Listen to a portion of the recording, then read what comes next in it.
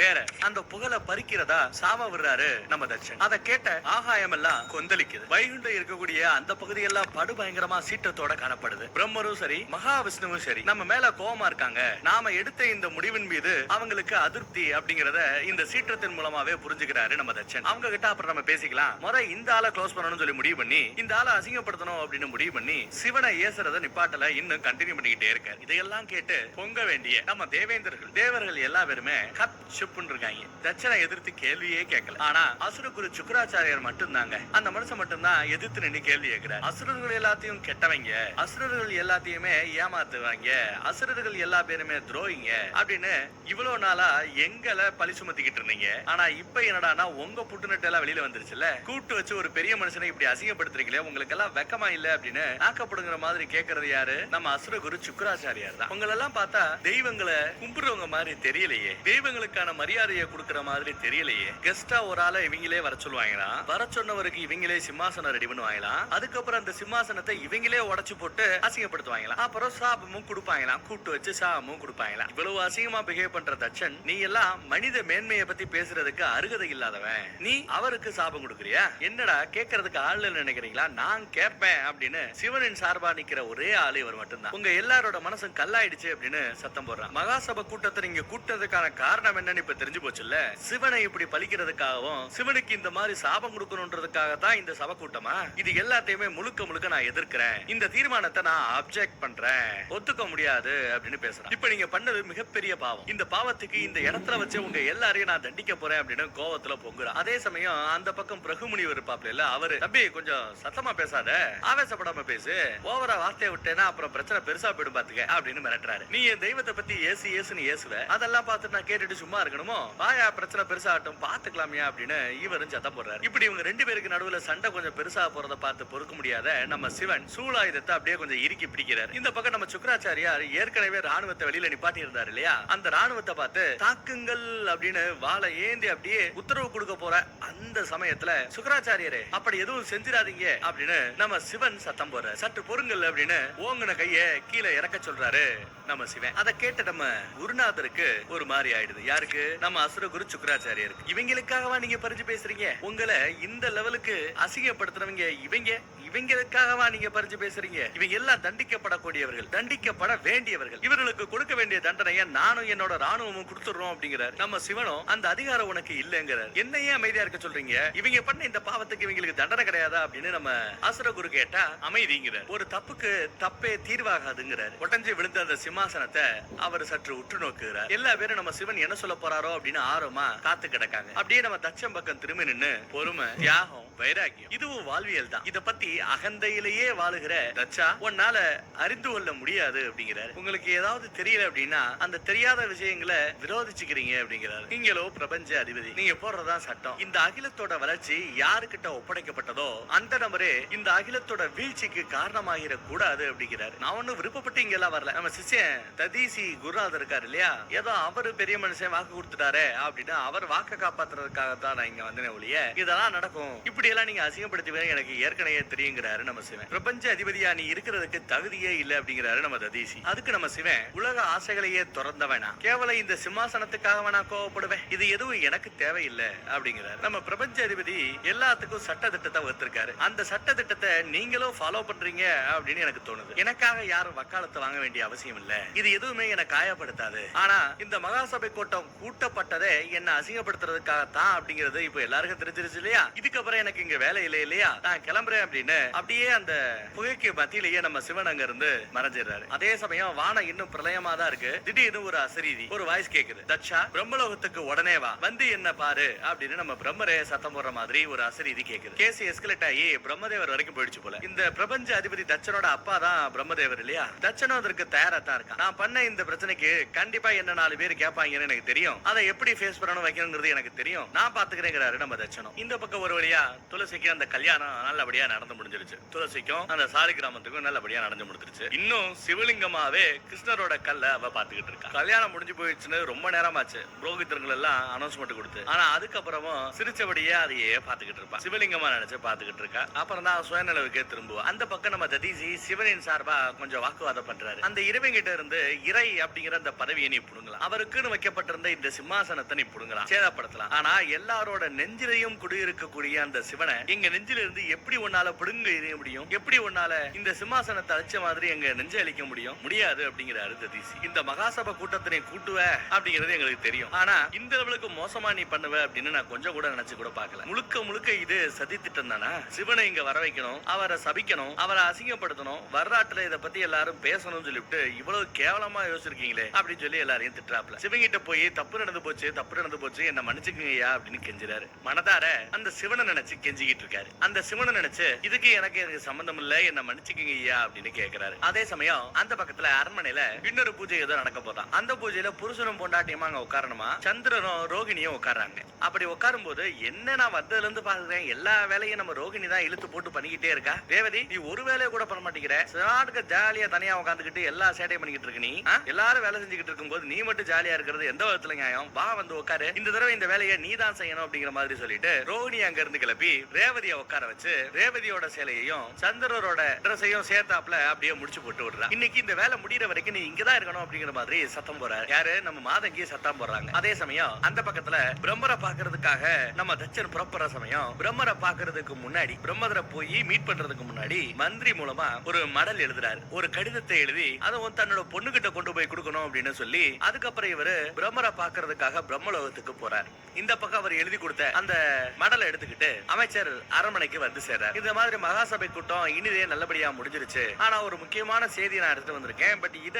உங்க பொண்ணு சதிதேவிக்காக நம்ம தட்ச மகாராஜா எழுதி கொடுத்தது, அவங்க கிட்ட கொடுக்கணும் தான் உத்தரவு அப்படின்னு சொல்ல சதிதேவியும் போய் வாங்கிக்கிறாங்க. தனியா போய் அந்த மடலை எடுத்து படிக்க ஆரம்பிக்கிறாங்க. ஷாக்கு, படிச்சா ஷாக்கு. இந்த மாதிரி நடந்த விஷயத்த எல்லாத்தையும் எழுதி சிவனை அசிங்கப்படுத்திட்டேன். எத்தனை தடவை அந்த சிவன் வந்து உன்னை அழுக வச்சுக்கிட்டு இருந்தான். அவனை கேட்கறதுக்கு நாதி இல்லைன்னு தெரிஞ்சாப்ல இல்ல, ஆனா நாக்காப்படுகிற மாதிரி நான் கேட்டேன். அவனுக்கு சிம்மாசனம் இல்லைன்னு அசிங்கப்படுத்தினேன். அவனுக்கு இனிமே இறை அப்படிங்கிற அந்த பதவி இல்ல, கடவுள்னு இனிமே யாரும் அவரை கும்பிட மாட்டாங்க அப்படின்னு சாபம் விட்டுட்டேன் அப்படின்னு எழுதியிருக்கு. சொல்ல போனா இதைத்தான் செய்யணும் அப்படின்னு முடிவு பண்ணித்தான் நான் இந்த மகாசபை கூட்டத்தை கூட்டினதாகவும் அவர் எழுதியிருக்கிறாரு. அதுல இதுவரை யாரும் புகட்டாத ஒரு பாடத்தை இன்னைக்கு அவனுக்கு நான் சொல்லி கொடுத்திருக்கிறேன் அப்படின்னு தட்சன் எழுதியிருக்கிறார். சிவனை இந்த மாதிரி நான் தண்டிச்சதுக்காகவும் சிவனை இந்த மாதிரி சபிச்சதுக்காகவும் நீ சந்தோஷப்படுவேன்னு நான் நம்புறேன். இனி உனக்கு எந்த ஒரு இன்னலும் நேராது, இனிமே நீ அழுக வேண்டிய அவசியம் இருக்காது அப்படிங்கிற மாதிரி எழுதியிருக்கிறார். இதெல்லாம் நான் யாருக்காக பண்ணேன், உனக்காக தான் பண்ணேன் வேற எழுதியிருக்கிறாரு. இதெல்லாம் படிச்சு படிச்சு அந்த அம்மா கண்ணீரா கொட்டிக்கிட்டு இருக்கு. பின்னாடி மாதங்கி வராங்க, என்ன ஏதுன்னு விசாரிக்கிறாங்க. இவ அழுகைய மட்டுமே பதிலா சொல்ல அந்த மடலை வாங்கி மாதங்கி படிக்கிறாங்க. படிச்சு பார்த்தா அவருக்கும் பயங்கர ஷாக்கு. இவங்க எல்லாம் நினைச்சுக்கிட்டு இருந்தாங்க என்னைக்குமே கூப்பிடாத சிவனை இவங்க கூட்டிருக்காரு, மகாசபை கூட்டத்துக்கு கூட்டிருக்காப்ல, எல்லாம் நல்லபடியா முடியும் அப்படின்னு இவங்க நினைச்சாங்க. ஆனா கூப்பிட்டதே அசிங்கப்படுத்துறதுக்காக தான் அப்படிங்கறத தெரிஞ்சுக்கிட்டு இவங்களும் ரொம்ப வருத்தப்படுறாங்க. சிவனுக்கு சாபம் கொடுக்கறதா நினைச்சு அந்த சாபத்தை எனக்கு எங்க அப்பா கொடுத்துட்டாரு அப்படின்னு சொல்லி வருத்தப்படுறாங்க. சிவனுக்கு இறை அப்படி அந்த பதவியை அவர் சாபமிட்டு பறிச்சதா நினைச்சுக்கிட்டு இருக்காரு. ஆனா உண்மையிலேயே அவர் என்கிட்ட இருந்து அன்பை பறிச்சு விட்டார், என்னோட சந்தோஷத்தை பறிச்சு விட்டார் அப்படிங்கிறாங்க. இப்படி சொல்லி புலம்பிக்கிட்டு இருக்கிற சமயம் பின்னாடியே நம்ம ராணியே வராங்க. அவங்க வந்து அந்த மடலை வாங்கி படிச்சு பாக்குறாங்க. படிச்சு பார்த்துட்டு அந்த அம்மா என்ன சொல்ல போகுது அப்படின்னு இவங்க ரொம்ப ஆவலா வெயிட் பண்ணிட்டு இருக்காங்க. ஏதாவது தாம் புருஷனை திட்டுவாங்க, தாம் புருஷன் பண்ணது தப்புன்னு நினைப்பாங்க அப்படின்னு பார்த்தா அவங்க வழக்கத்துக்கு மாறா, பாத்தியாமா உங்க அப்பாவுக்கு மேல எவ்வளவு பாசம் பாரு, அது உன்னை அழுக வைக்கிறது அந்த கடவுளா இருந்தா கூட அந்த கடவுளையே பழிவாங்க துடிக்கிறாரு பாத்தியா. இந்த மாதிரி ஒரு புருஷன் கிடைக்கிறதுக்கு நான் கொடுத்து வைக்கணும், இந்த மாதிரி ஒரு தகப்பன் கிடைக்கிறதுக்கு நீ கொடுத்து வச்சிருக்கணும், அந்த சிவனுக்கு இது தேவைதான் அப்படிங்கிற மாதிரி இந்த அம்மா பேசுது. அந்த பக்கம் மீட்டிங்கை முடிச்சு விட்டு நம்ம சிவன் அவரோட கைலாய மலைக்கு வந்து ஆசனத்துல உட்கார்ந்துட்டு இருக்காரு. பின்னாடியே நம்ம நாரதர் வந்து என்ன இப்படி ஆயிப்போச்சு அப்படிங்கிற மாதிரி வருத்த விசாரிக்கிறதுக்காக துக்க விசாரிக்கிறதுக்காக வந்திருக்கிறார். அது மட்டும் இல்லாம பிரச்சனை எந்த விதத்துல வேணாலும் எப்படி வேணாலும் வெடிச்சிருக்கும், ஆனா நீங்க ரொம்ப ஸ்மூத்தா எல்லாத்தையும் நான் திறந்தவன், எனக்கு இந்த சிம்மாசனம் ஒரு கேடாங்கிற மாதிரி பேசிட்டு சமத்தா வெளியில வந்துட்டீங்க, இல்லைன்னா ஒரு பெரிய யுத்தமே கூட நடந்திருக்கும், எல்லாத்தையும் தடுத்து நிப்பாட்டிட்டீங்க, சமயோஜித புத்தியோட நடந்துகிட்டீங்கிற மாதிரி நாரதர் பேசுறாரு. அதை உங்களால மட்டும் தான் செய்ய முடியும் அப்படின்னு நினைக்கிறாரு. இருந்தாலும் இதுவரை நடந்த அந்த நிகழ்வுகள் தான் எனக்கு ரொம்பவே குழப்பத்தை ஏற்படுத்துகிறது அப்படின்னு நம்ம நாரதர் விசாரிக்கிறார். எதிர்காலத்தை எங்களால ஓரளவு கணிக்க முடியும் தான், பட் இப்ப எங்களால எதிர்காலத்தை ஓரளவு கணிக்க முடியாம தடுமாறதாவும் சொல்றாரு. ஆண்டவா, எப்பெல்லாம் சதிதேவி உங்களை பார்க்கணும்னு நினைக்கிறாங்களோ அப்பெல்லாம் அந்த கணமே நீங்க அங்க போய் காட்சி கொடுக்குறீங்க, ஆனா காட்சி கொடுத்ததுக்கு அப்புறம் என்ன பார்க்க வராத போன்னு விரட்டவும் செய்றீங்க. இது நியாயமா? அதுக்கு நீங்க பார்க்காம இருந்திருக்கலாமே அப்படின்னு சொன்னா அதுக்கு நம்ம சிவன், இது எதுவும் என் கையில கிடையாது. அந்த சதி என்ன நினைச்சாலே அந்த இடத்துக்கு நான் போய் நிக்கணுங்கிறது விதி. என் உடம்பின் ஒரு பாதி என்னை அழைக்கும் போது என் உடல் தானாகவே கட்டுப்படுகிறது. அந்த ஒரு பாதியை நோக்கி என் உடல் தானாகவே செல்கிறது அப்படிங்கிறார். வாட் கேன் ஐ டு அப்படின்னு நம்ம சிவன் கேட்டா, அதுக்கு நம்ம நாரதர், நீங்களே மகா காலம்னு ஒண்ணு, இறந்த காலம், எதிர்காலம், நிகழ்காலம் அப்படின்னு எல்லாமே படைக்கப்பட்டதற்கு முன்பாகவே நீங்களும் சக்தியும் ஒன்னா வாழ்ந்தவங்க. அப்படி இருக்க அந்த சக்தி தான் இப்ப சதியா பிறந்திருக்கிறாங்க. சக்தியை ஏத்துக்கிறதுக்கு, அந்த சதியை ஏத்துக்கிறதுக்கு ஏன் இவ்வளவு தயக்கம் அப்படின்னு நம்ம நாரதர் கேட்க, ஏன் அவங்கள ஏத்துக்க மாட்டேங்கிறீங்க அப்படின்னு கேட்டா, அதுக்கு நம்ம சிவன், ஏன்னா அது நடக்காது அப்படிங்கிறார். நல்லறமான இல்லறத்தை துறந்தவன் நான், சதியை நான் ஏற்பது என்பது நடவாத ஒன்று. இன்னைக்கு சக்தி சதியா ஒரு மானிட பிறவியா பூலோகத்துல ஜெனித்திருக்கிறார். அவளோட இந்த மனித பிறவிக்கு முடிவு அப்படிங்கிறது கண்டிப்பா நிச்சயமா உண்டு. பிறந்த எல்லாரும் செத்தாகணும், அவங்களுக்கு ஒரு முடிவு இருக்கும். எல்லாத்துக்கும் ஒரு எல்லையும் இருக்கிறது. அந்த எல்லையை கடக்கக்கூடிய நேரம் வந்தா தன்னோட மனித உடலை சதி தியாகம் செய்யணும், தியாகம் செய்வா அப்படிங்கிற மாதிரி நம்ம சிவன் பேசுறாரு. நாரதரும், ஆமா அது எனக்கும் புரியுது, ஆனா எனக்கு புரியாத புதிரா இருக்கிறது இவ்வளவும் சொல்ற நீங்க, இவ்வளவும் தெரிஞ்ச நீங்க ஏன் சதி கூட்டதும் பொசுக்கு பொசுக்குன்னு போய் நிக்கிறீங்க? அந்த கேள்விக்கு நீங்க என்ன பதில் சொல்லலையே அப்படின்னு கேட்கிறாரு. அதுக்கு நம்ம சிவன், அதான் நான் ஏற்கனவே சொல்லிட்டேன்ப்பா, என் உடலின் ஒரு பாதி என்ன கூப்பிடும் போது நான் கண்டிப்பா போய்த்தானே ஆகணும். அவளோட அழைப்பை நான் ஏற்றுத்தான் ஆக வேண்டும். என்னிடமிருந்து அவளை பிரிக்க இயலாது என்பது சத்தியம். எப்படி? என்னிடமிருந்து அவளை பிரிக்க இயலாது என்பது சத்தியம். ஆனா அந்த சத்தியத்துக்குள்ள இன்னொரு சத்தியமும் இருக்கு. நான் அவளோட இணைவது என்பது நடவே நடவாத ஒன்று, நடக்கவே நடக்காத ஒன்று அப்படின்னு பொடி மேல பொடி வச்சு நம்ம சிவன் பேசுறாரு. அப்படி சக்தி மேல இவருக்கு என்னதான் கோவமோ தெரியலங்க. சக்தி கிட்ட இருந்து சிவனை பிரிக்க முடியாது, சிவன் கிட்ட இருந்து சக்தியையும் பிரிக்க முடியாது அப்படின்னு சொல்ற அவரு, எங்களோட இணைவும் சாத்தியம் இல்ல அப்படின்னு சொல்லி நம்ம மண்டைய உருட்டுறாரு. என்னன்னா இவங்களுக்குள்ள பிரச்சனை, எந்த எபிசோட்ல தான் அந்த பிரச்சனையை பத்தி இவங்க எடுத்து சொல்ல போறாங்களோ தெரியல. அதுக்குள்ள அந்த பக்கத்துல நம்ம தட்சன் பிரம்மதேவரோட அழைப்பை ஏற்று பிரம்மலோகத்துக்கே போயாச்சு. தட்சன் நடந்து வரும்போதே பிரம்மதேவர் பார்த்து கொஞ்சம் கோமா தான் முறைக்கிறாரு. அவர் வணக்கம் போறதுக்கு கையை தூக்குனா அதுக்குள்ளேயே நீ எல்லை மீறிட்ட, வரம்பு மீறிட்ட, நீ செஞ்ச செயல் ஒரு இழிவான செயல் அப்படின்னு திட்டுறாரு பிரம்மதேவர். அப்பா புள்ளைய திட்டுறாரு. நான் செய்யலைன்னா வேற யாரு செய்யறது டாடி அப்படிங்கிறாரு தட்சன். ஏன் அப்படி பண்ண, ஏன் இப்படி பண்ண அப்படின்னு பிரம்மதேவர் கேட்க, எங்க அப்பாவோட கௌரவத்தை காப்பாத்துறதுக்காகவும் என் பொண்ணோட மானத்தை காப்பாத்துறதுக்காகவும் நான் இதெல்லாம் செஞ்சதா நம்ம தட்சன் சொல்றாப்ல. என் கௌரவத்தை குலைச்சது நீதாண்டா மகனே அப்படின்னு திட்டுறாரு. கௌரவம் கௌரவம் சொல்லிட்டு மொத்தத்தையும் சாட்சிப்பட்டியே அப்படிங்கிறாரு. என்கிட்டயே நீ வரத்தை வாங்கி அதை தப்பா சாமா பயன்படுத்துறது மிகப்பெரிய குற்றம், தப்பு அப்படின்னு திட்டுறாரு. அன்று ஒரு நாள் அந்த சிவன் என்னோட தலைகள்ல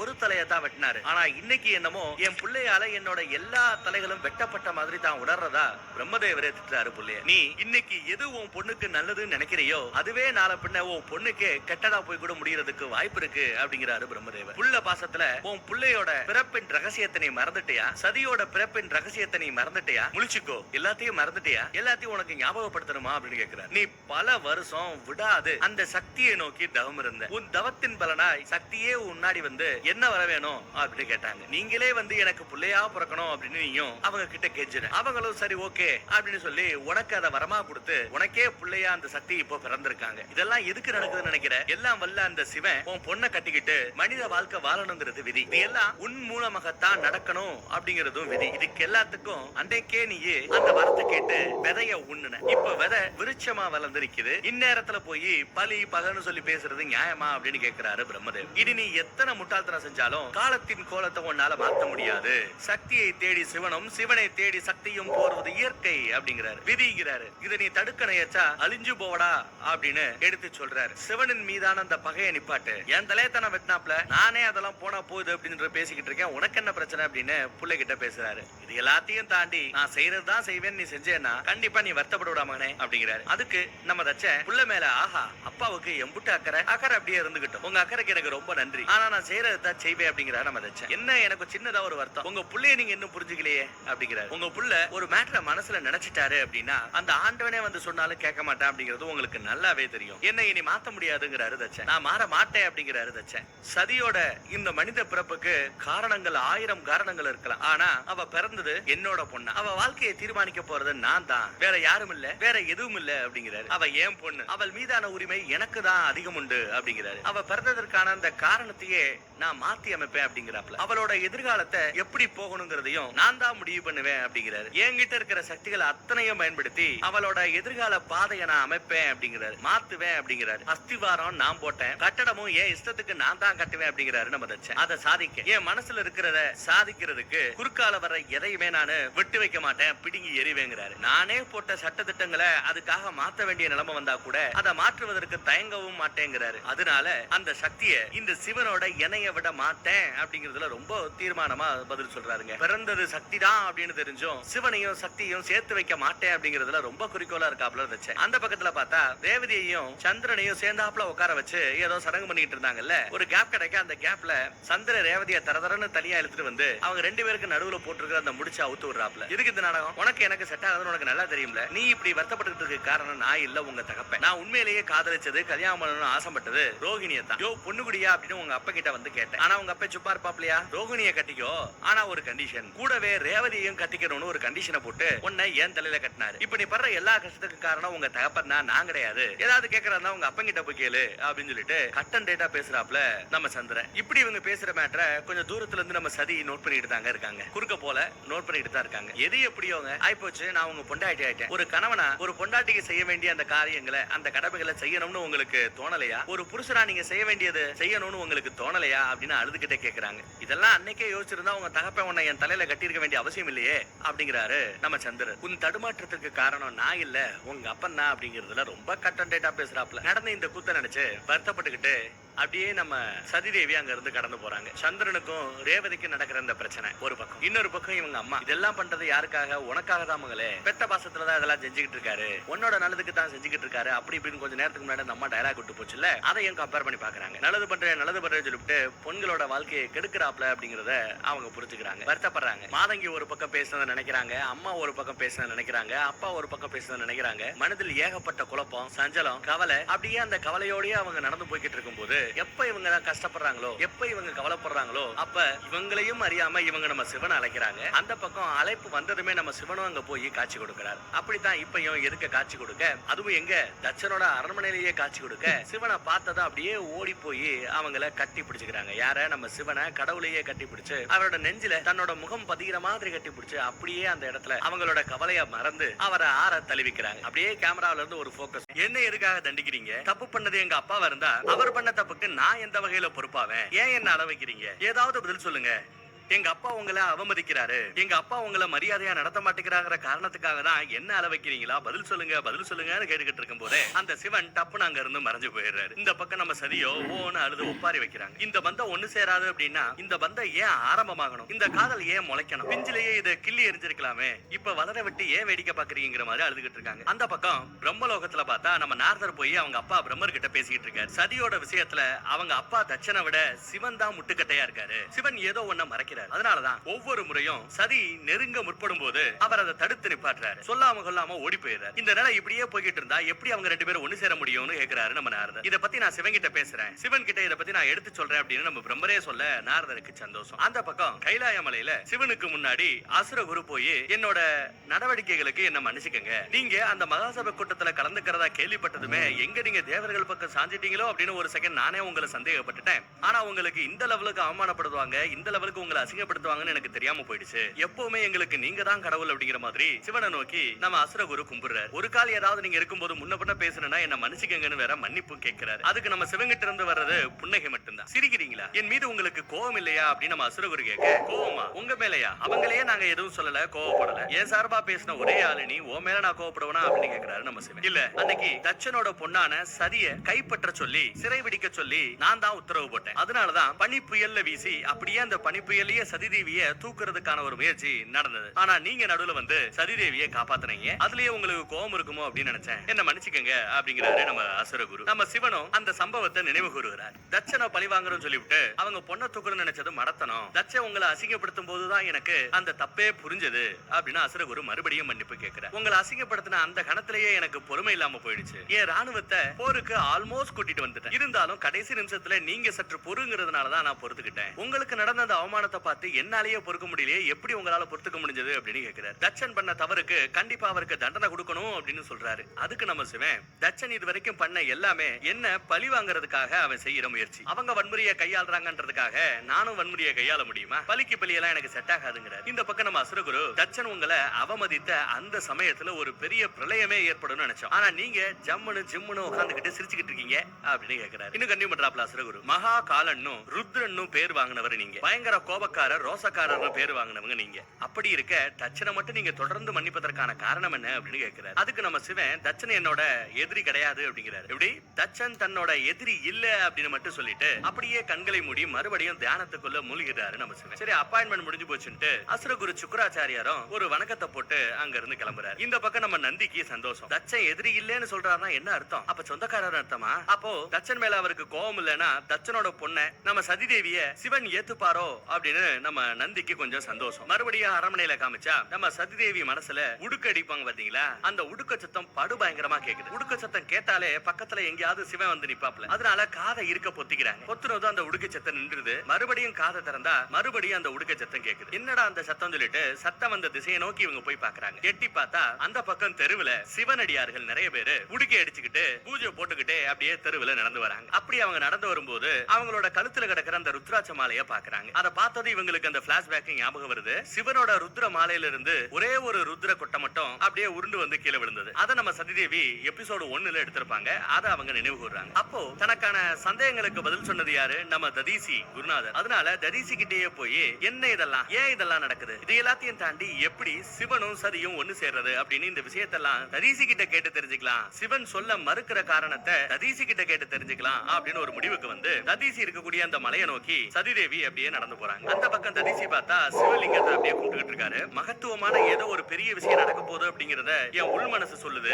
அந்த தருணத்துக்காக காத்துக்கிட்டு இருக்கிறதா ததீசி வேற சொல்லிக்கிட்டு இருக்காரு. இந்த பக்கம் அரண்மனையிலேயே நம்ம சதிதேவி பயங்கர ஓட்டமா ஓடிக்கிட்டு இருக்காங்க. நேரா போய் ததீசியை பார்த்து தன்னோட சந்தேகத்தை தீர்த்துக்கணும் அப்படின்னு சொல்லிட்டு கங்கடம் கட்டி ஓடிக்கிட்டு இருக்காங்க. அந்த பக்கம் ததீசி திரும்பி பார்க்காமயே என் அன்னை வந்து விட்டாள், சதிதேவி என்னை பார்க்க வந்து விட்டாள் அப்படின்னு பேசிக்கிட்டே திரும்புறாரு. சதியை பார்த்ததும் அம்புட்டு சந்தோஷம் அவருக்கு. சதிதேவியை பார்த்ததுமே உங்களுக்கு சொந்தமான ஒரு பொருளை நீங்க எபிசோடு 1ல விட்டு போயிட்டீங்க, இது இன்னும் உங்களுக்காக தான் காத்துக்கிட்டு இருக்கு, நீங்க அதை எடுத்துக்கலாம் அப்படின்னு காமிக்கிறாங்க. திரும்பி பார்த்தா அந்த ஒத்த ருத்ராட்ச கொட்டை நம்ம சதிதேவி இங்க சிவலிங்கத்துல போட்டு போயிருப்பாங்க எபிசோடு 1ல. அந்த ருத்ராட்ச கொட்டையை அவரை பாக்குறாங்க. என்றைக்காவது ஒரு நாள் நீங்க வருவீங்கன்னு சொல்லிட்டு தான் இந்த ருத்ராட்சைய நான் பாதுகாப்பா வச்சிருக்கிறேன், இது உங்களுக்கானது, எடுத்துக்கங்க அப்படின்னு சொல்றாரு. இவங்களும் அப்படியே மெதுவா போய் சிவலிங்கத்துக்கு அடியில இருக்கிற அந்த ருத்ராட்சைய அப்படியே கையில ஏந்துறாங்க. பழசெல்லாம் நினைச்சு பாக்குறாங்க, சிவஸ்வரூபத்தை நினைச்சு பாக்குறாங்க. அதுக்கப்புறம் தான் ததீசி கிட்ட தன்னோட சந்தேகத்தையே கேக்குறாங்க. நான் நினைச்சதுமே அந்த சிவன் வரார், எனக்கு முன்னாடி காட்சி தரார், ஆனா ஏதாவது கேட்டா விலகி விலகி போறார், தேடி வந்தா எதுக்காக வந்த, திரும்பி போ அப்படிங்கிறார். என்ன ஏன் அவர் ஏத்துக்க மாட்டேங்கிறார், அதற்கான காரணம் என்ன அப்படின்னு கேக்குறாங்க. நான் வழிய வந்தாலும் அவர் ஏன் விலகி போறார், என்ன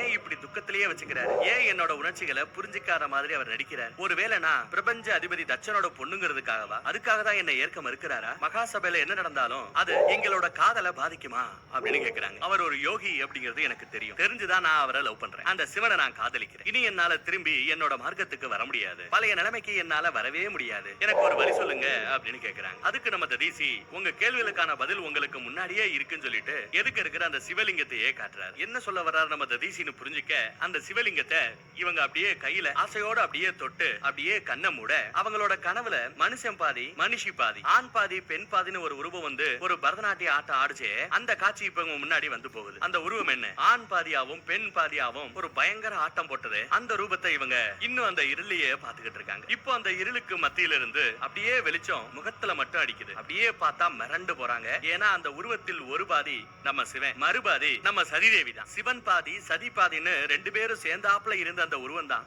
அத இருள் விலகி இப்ப வெளிச்சத்துல பாக்குறாங்க. பார்த்ததும் அம்புட்டு சந்தோஷங்க, ஆனந்த கண்ணீரே வெடிக்கிறாங்க. சந்தோஷம் தாளல. பார்த்துட்டேன், கேட்டுட்டேன், சிவனின் சரிபாதி நான் அப்படிங்கறத நான் இப்ப புரிஞ்சுக்கிறேன். என்னோட எல்லா கேள்விகளுக்கு விடை கிடைக்காவிட்டாலும் என் காதல் கைவிடுங்கிறத மட்டும் நான் இப்ப முழுசா நம்புறதா சொல்றாங்க. ஏன் ஒவ்வொரு தடவையும் நான் நினைச்சாலே அந்த மனுஷன் முன்னாடி வந்து நிக்கிறாரு அப்படிங்கறத இப்ப என்னால புரிஞ்சுக்க முடியுது. ஏன்னா அவரின் சரிபாதி நான். அதனாலதான் நான் நினைச்சதான் அவர் வந்த பார்த்தார். அவரே விருப்பப்பட்டாலும் அவரால என்ன பிரிஞ்சு இருக்க முடியாது. நிறைய கேள்விகளுக்கு எனக்கு பதில் கிடைச்சு விட்டது. எங்க காதல் கைவிடுமோ அப்படிங்கிற பயமும் இனி எனக்கு இல்லை. இந்த கேள்விகளுக்கு எனக்கு பதில் கிடைச்சு விட்டது. எங்க காதல் கைவிடுமோ அப்படிங்கிற பயமும் இனி எனக்கு இல்லை. இந்த ருத்ராட்சம் முதல் தடவை என் கையில கிடைக்கும் போதே அன்னைக்கே நான் அந்த சிவனை ஏத்துக்கிட்டா எவ்வளவு நாள் மிச்சம். ஏன் இந்த விஷயங்கள் எல்லாம் தெரிஞ்சுக்கிறதுக்கு எனக்கு இவ்வளவு காலமானது அப்படின்னு கூட யோசிக்கிறாங்க. அப்படியே தரிசி கிட்ட பேசி முடிச்சுட்டு அரண்மனை பக்கம் ஓடோடி வர்றாங்க நம்ம சதிதேவி. மாதங்கி இந்த பக்கத்துல இருந்து பாக்குறாங்க. சதி சிரிச்சுக்கிட்டே வரத பாக்குறாங்க. இந்த பக்கம் அரண்மனையில இருந்த நிறைய பேருக்கு டான்ஸ் ஆடுறது எப்படின்னு சொல்லி கொடுத்துட்டு இருப்பாங்க. சதியை பார்த்தது அப்படியே தனியா கூட்டு போய் பேசுறாங்க. எங்க போன அப்படின்னு கேக்குறாங்க. என் சந்தேகங்களுக்கான பதில் எல்லாம் தேடி போனேன், எனக்கு எல்லா பதிலும் கிடைத்து விட்டது அப்படின்னு சொல்றாங்க. எல்லா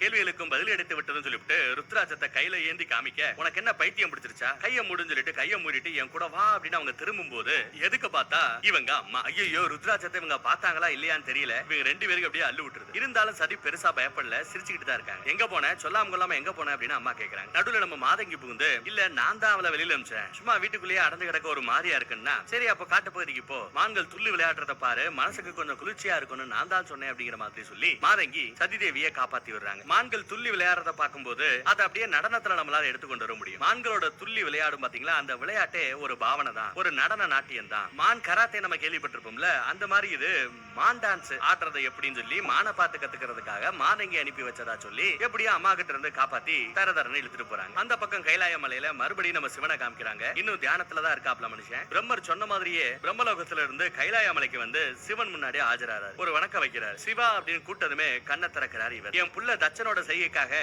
நான் மன்னிப்பு கேட்டுக்கிறேன்னு கேட்கிறார். தான் என்ன செய்யறோங்கிறது தெரியாத ஒரு முட்டா பைய அப்படின்னு திட்டுறாரு புள்ளைய. ஆனா ஒண்ணு மட்டும் நிச்சயம், அவன் அசிங்கப்படுத்தினது உங்களை மட்டும் இல்ல என்னையும் சேர்த்து தான். தச்சனை நீங்க மனம் வந்து மன்னிக்கிற வரை நானும் அவனை ஒரு அப்பனா கூட நான் மன்னிக்க போறது இல்ல, அந்த பிரம்மதேவராவை கூட அவனை நான் மன்னிக்க போறது இல்ல, நீங்க மன்னிக்கும் வரை நான் மன்னிக்க மாட்டேன் அப்படிங்கிறாரு பிரம்மதேவர். இருந்தாலும் ஒரே ஒரு வேண்டுகோள் அப்படிங்கிறார், என் புள்ள என்ன தப்பு பண்ணாலும் அதற்கான தண்டனைய அவனோட பொண்ணு என் பேத்தி சதிதேவிக்கு மட்டும் நீங்க கொடுத்துறாதீங்க, அப்பா பண்ண தப்புக்கு புள்ளைய தண்டிச்சிடாதீங்க அப்படின்னு பிரம்மதேவரே வந்து கேட்கிறார். பல கோடி வருஷத்துக்கு முன்னாடி உங்களுக்கு ஞாபகம் இருக்கான்னு தெரியல, நான் நினைவு கூறுகிறேன். பல கோடி வருடங்களுக்கு முன்பு இந்த சிருஷ்டியை நான் உருவாக்கிக்கிட்டு இருந்த சமயம், தனியால நான் உருவாக்கிக்கிட்டு இருந்த சமயம், ஏதோ ஒரு வெறுப்புல உங்களை நோக்கி நான் ஒரு பயங்கரமான ஒரு கடுமையான தவம் புரிஞ்சுக்கிட்டு இருந்தேன். அந்த தவத்தை மிச்சு நீங்களும் காட்சி கொடுத்தீங்க. நான் உலகத்தெல்லாம் உருவாக்கிட்டேன். ஆனா இந்த உலகத்துல ஆண்பால் பெண்பால்னு இரண்டு பால்களை உருவாக்கணும். நான் உருவாக்கின இந்த திருஷ்டியில ஆடவர் பெண்கள் சொல்லிட்டு எல்லா இதுலயுமே, பறவைகளா இருக்கட்டும், விலங்கா இருக்கட்டும், மனுஷங்களா இருக்கட்டும், தேவர்களா இருக்கட்டும், கடவுளா இருக்கட்டும், எல்லா இடத்துலயுமே ஆண்பால் பெண்பால்னு ரெண்டு வகையான இனத்தவர்கள் இருக்கணும். அப்படி இருந்தாதான் இந்த திருஷ்டி ஜனிக்கும், மலரும், வளரும்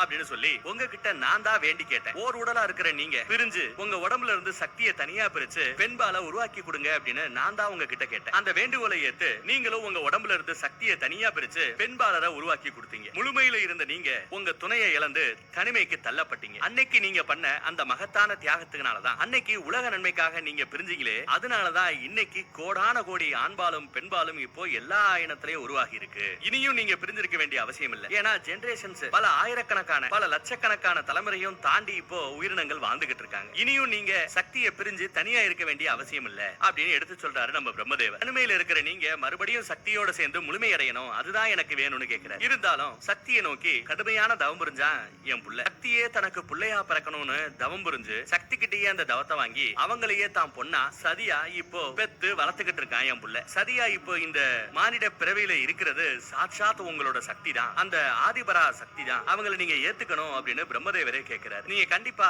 சதியை ஏத்துக்கணும், இதுதான் என்னோட பிரார்த்தனை, வேண்டுகோள் எல்லாம். என் புள்ள பண்ண தப்புக்கு என் பேத்தியை தண்டிச்சிடாதீங்க, சக்தியை தண்டிச்சிடாதீங்க, சதியை தண்டிச்சிடாதீங்க அப்படின்னு கைகூப்பி வேண்டி கேட்டுக்கிறாரு நம்ம பிரம்மதேவரே. இந்த பக்கம் அரண்மனையில சதிதேவியோட நினப்பு ஃபுல்லா ஆணும் பெண்ணும் சேர்ந்தாப்புல இருந்த அந்த ரூபத்தின் மீதே இருக்கு. கையில வச்சிருக்க அந்த ருத்ராட்சம் என்ன ஏது அப்படின்னு விசாரிக்கிறாங்க. இதுக்கு நம்ம சதிதேவி அவங்களோட பிளாஷ்பேக்க பேச ஆரம்பிக்கிறாங்க. எபிசோடு 1ல இவங்களுக்கு அந்த ருத்ராட்சம் கிடைச்சதுல இருந்து அதுக்கப்புறம் தாமரை மலர்ல இவங்களே இவங்களை மறந்து ஹரின்னு எழுதுறதுக்கு பதிலா சிவம் அப்படின்னு எழுதினாங்க. அது வரைக்கும் எல்லாமே என்னையும் மீறி நடந்த செயல், எதற்காக நடந்த செயல்னு எனக்கு இப்ப எல்லாம் தெரிஞ்சு போச்சு, சிவனுக்காகவே ஜனித்தவள் நான் அப்படின்னு சொல்றாங்க. அந்த ருத்ராட்சத்துல ரெண்டு பக்கத்துலயும் அப்படியே கயிறு கட்டி இவங்களோட கையிலேயே அதை அணிந்து கொள்கிறாங்க. இன்னைக்கு நான் எப்படி இருக்கேன் தெரியுமா, எவ்வளவு சந்தோஷமா இருக்கேன் தெரியுமா. நீங்க சொன்னது உண்மைதான், காதல் இதயத்துல ஆரம்பிச்சு அப்படியே உடம்பு முழுக்க பரவும் அப்படின்னீங்க. அதே மாதிரிதான் இப்போ என் உடம்பு முழுக்க பரவி இந்த பிரபஞ்சத்துக்கு மேலேயே படர்ந்து போய்கிட்டு இருக்கிற மாதிரி நான் உணர்றதா சொல்றேன். இனியும் என்னால இந்த ரகசியத்தை பேணி காத்துக்கிட்டு இருக்க முடியாது. சிவனுக்காகவே பிறந்தவனா, சிவனை காதலிக்கிறவனா அப்படிங்கிற இந்த விஷயத்தை எல்லாத்தையும் சொல்லணும்னு ஆசைப்படுறதா சொல்றாங்க. தனக்கு கிடைச்ச இந்த சந்தோஷத்தை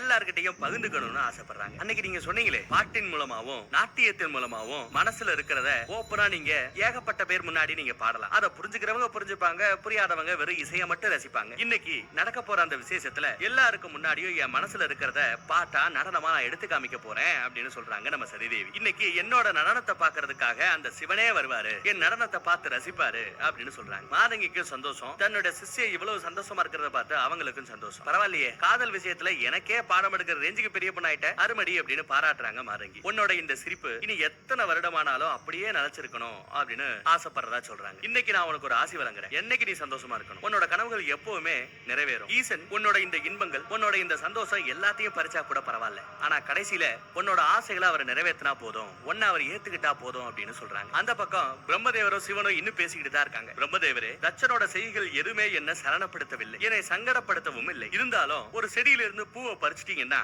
அந்த பூவை மறுபடியும் அந்த செடியோட இணைப்பது சாத்தியமே இல்லை. அதே மாதிரிதான் என் உடம்புல இருந்து பிரிஞ்சு போன அந்த ஆன்மா மறுபடியும் என் உடம்போட இணைறது அப்படிங்கிறது சாத்தியம் இல்ல அப்படிங்கிறாரு சிவன். நீங்க படைச்ச இந்த திருஷ்டியோட அடிப்படை விதியே அதுதானே உங்க திருஷ்டியோட ஆதாரம். அதனால தேவி சரிய என்னோட சேர்த்து வைக்கணும்னு நீங்க முயற்சி பண்றீங்களே, அது பயனளிக்காதுங்கிறாரு. அது வீணுங்கிறாரு. சக்தியை நான் என்னைக்கோ தியாகம் செஞ்சுட்டேன். அதனால தியாகித்த அந்த சக்தி எந்த ரூபத்தில் திரும்ப வந்தாலும் அதை ஏத்துப்பது அப்படிங்கிறது சாத்தியம் இல்ல அப்படிங்கிறாரு நம்ம சிவன். சொல்லிட்டு மறுபடியும் தியானத்துல மூழ்கி போறாரு. பிரம்மதேவரும் வணக்கம் போட்டுட்டு அங்க இருந்து கிளம்பி போயிடுறாரு. எதுக்கு மனுஷன் இப்படி அரம்பிடிச்சிட்டு இருக்காப்ல தாங்க தெரியல. எங்க போய் முடிய போதோ. இந்த பக்கம் அரண்மனையில மாதங்கியும் நம்ம சதி தேவியும் பேசிட்டு சதி அப்படியே அங்க இருந்து கிளம்பி போறாங்க. அப்படி போகும்போது பார்த்தா இவங்க பேசிட்டு இருந்தது யாரோ ஒட்டி கேட்கிற மாதிரி இருந்திருக்குங்க. யாரோ ஒட்டி கேட்ட அந்த நிழல் அப்படியே இவங்க நோக்கி வருது, நம்ம மாதங்கியை நோக்கி வருது. யாரா அந்த மேட்டர் எல்லாம் கேட்டா அப்படின்னு பார்த்தா சாமா ஷாக்கு. நம்ம சதியை பெத்த அவங்க தாய், நம்ம சதியோட அம்மா தான் இந்த மேட்டர் எல்லாத்தையும் அப்படியே கேட்டிருக்காங்க. எல்லா மேட்டரையும் ஒட்டு கேட்டுட்டு அப்படியே பயங்கர கோவத்தோட நம்ம மாதங்கியை நோக்கி வராங்க. மாதங்கி மாட்டிக்கிட்டா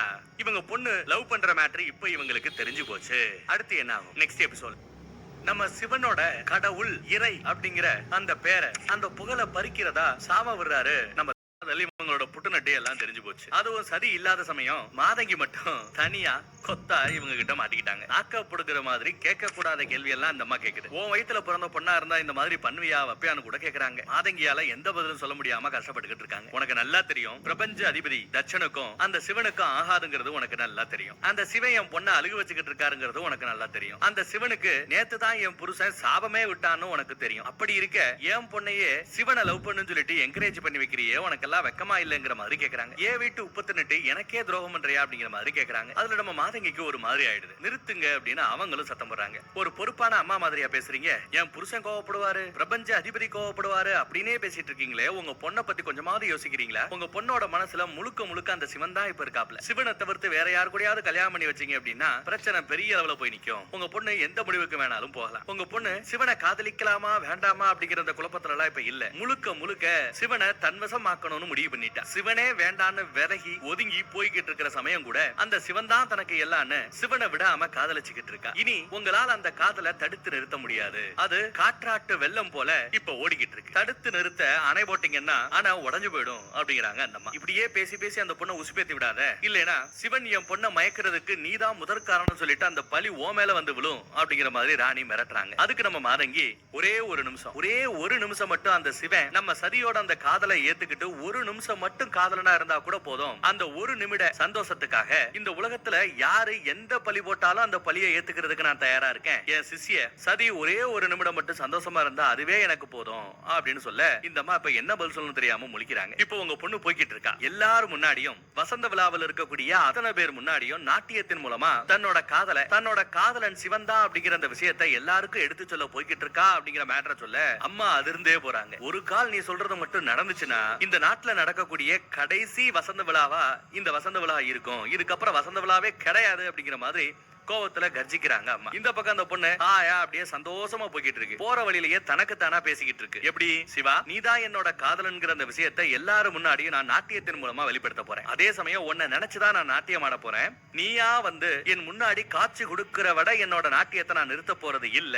நீயா வந்து காட்சி கொடுக்கும் வரை தன்னோட நாட்டியம் தொடரும் அப்படின்னு அந்த சிவங்கிட்டையே சொல்லிட்டு இவங்க நாட்டியம் ஆட முன்னோக்கி போய்கிட்டு இருக்காங்க. ஆனா அந்த பக்கம் நம்ம சிவனோ தியானத்துல இருக்காரு. இந்த பக்கம் இந்த அம்மா நீ வந்தா தான் நான் நாட்டியத்தை நிறுத்துவேன், இல்லன்னா அது வர ஆடிக்கிட்டே இருப்பேன் சொல்லிட்டு போகுது. எங்க போய் முடிய போதோ தெரியல. சொன்ன மாதிரியே சதிதேவியும் வர்றாங்க. அவங்க நாட்டியத்தை ஆரம்பிக்கிறாங்க. ஆனா இவங்க நாட்டியம் கொஞ்சம் வினோதமா இருக்க. அதை பார்த்து எல்லாருக்கும் ஷாக்கு. இசையை இசைச்சுக்கிட்டு இருந்தவங்க கூட டப்புன்னு நிப்பாட்டுறாங்க. பாட்டை நிப்பாட்டினதும் அப்படியே அந்த நாட்டிய வடிவிலேயே சிலையா நிக்கிறாங்க நம்ம சதிதேவி. இவங்க எதுக்காக எல்லாத்தையும் நிப்பாட்டுறாங்க அப்படின்னா இப்போ இந்த வசந்த கலாவிழாவுக்கு இன்சார்ஜ் யாரு?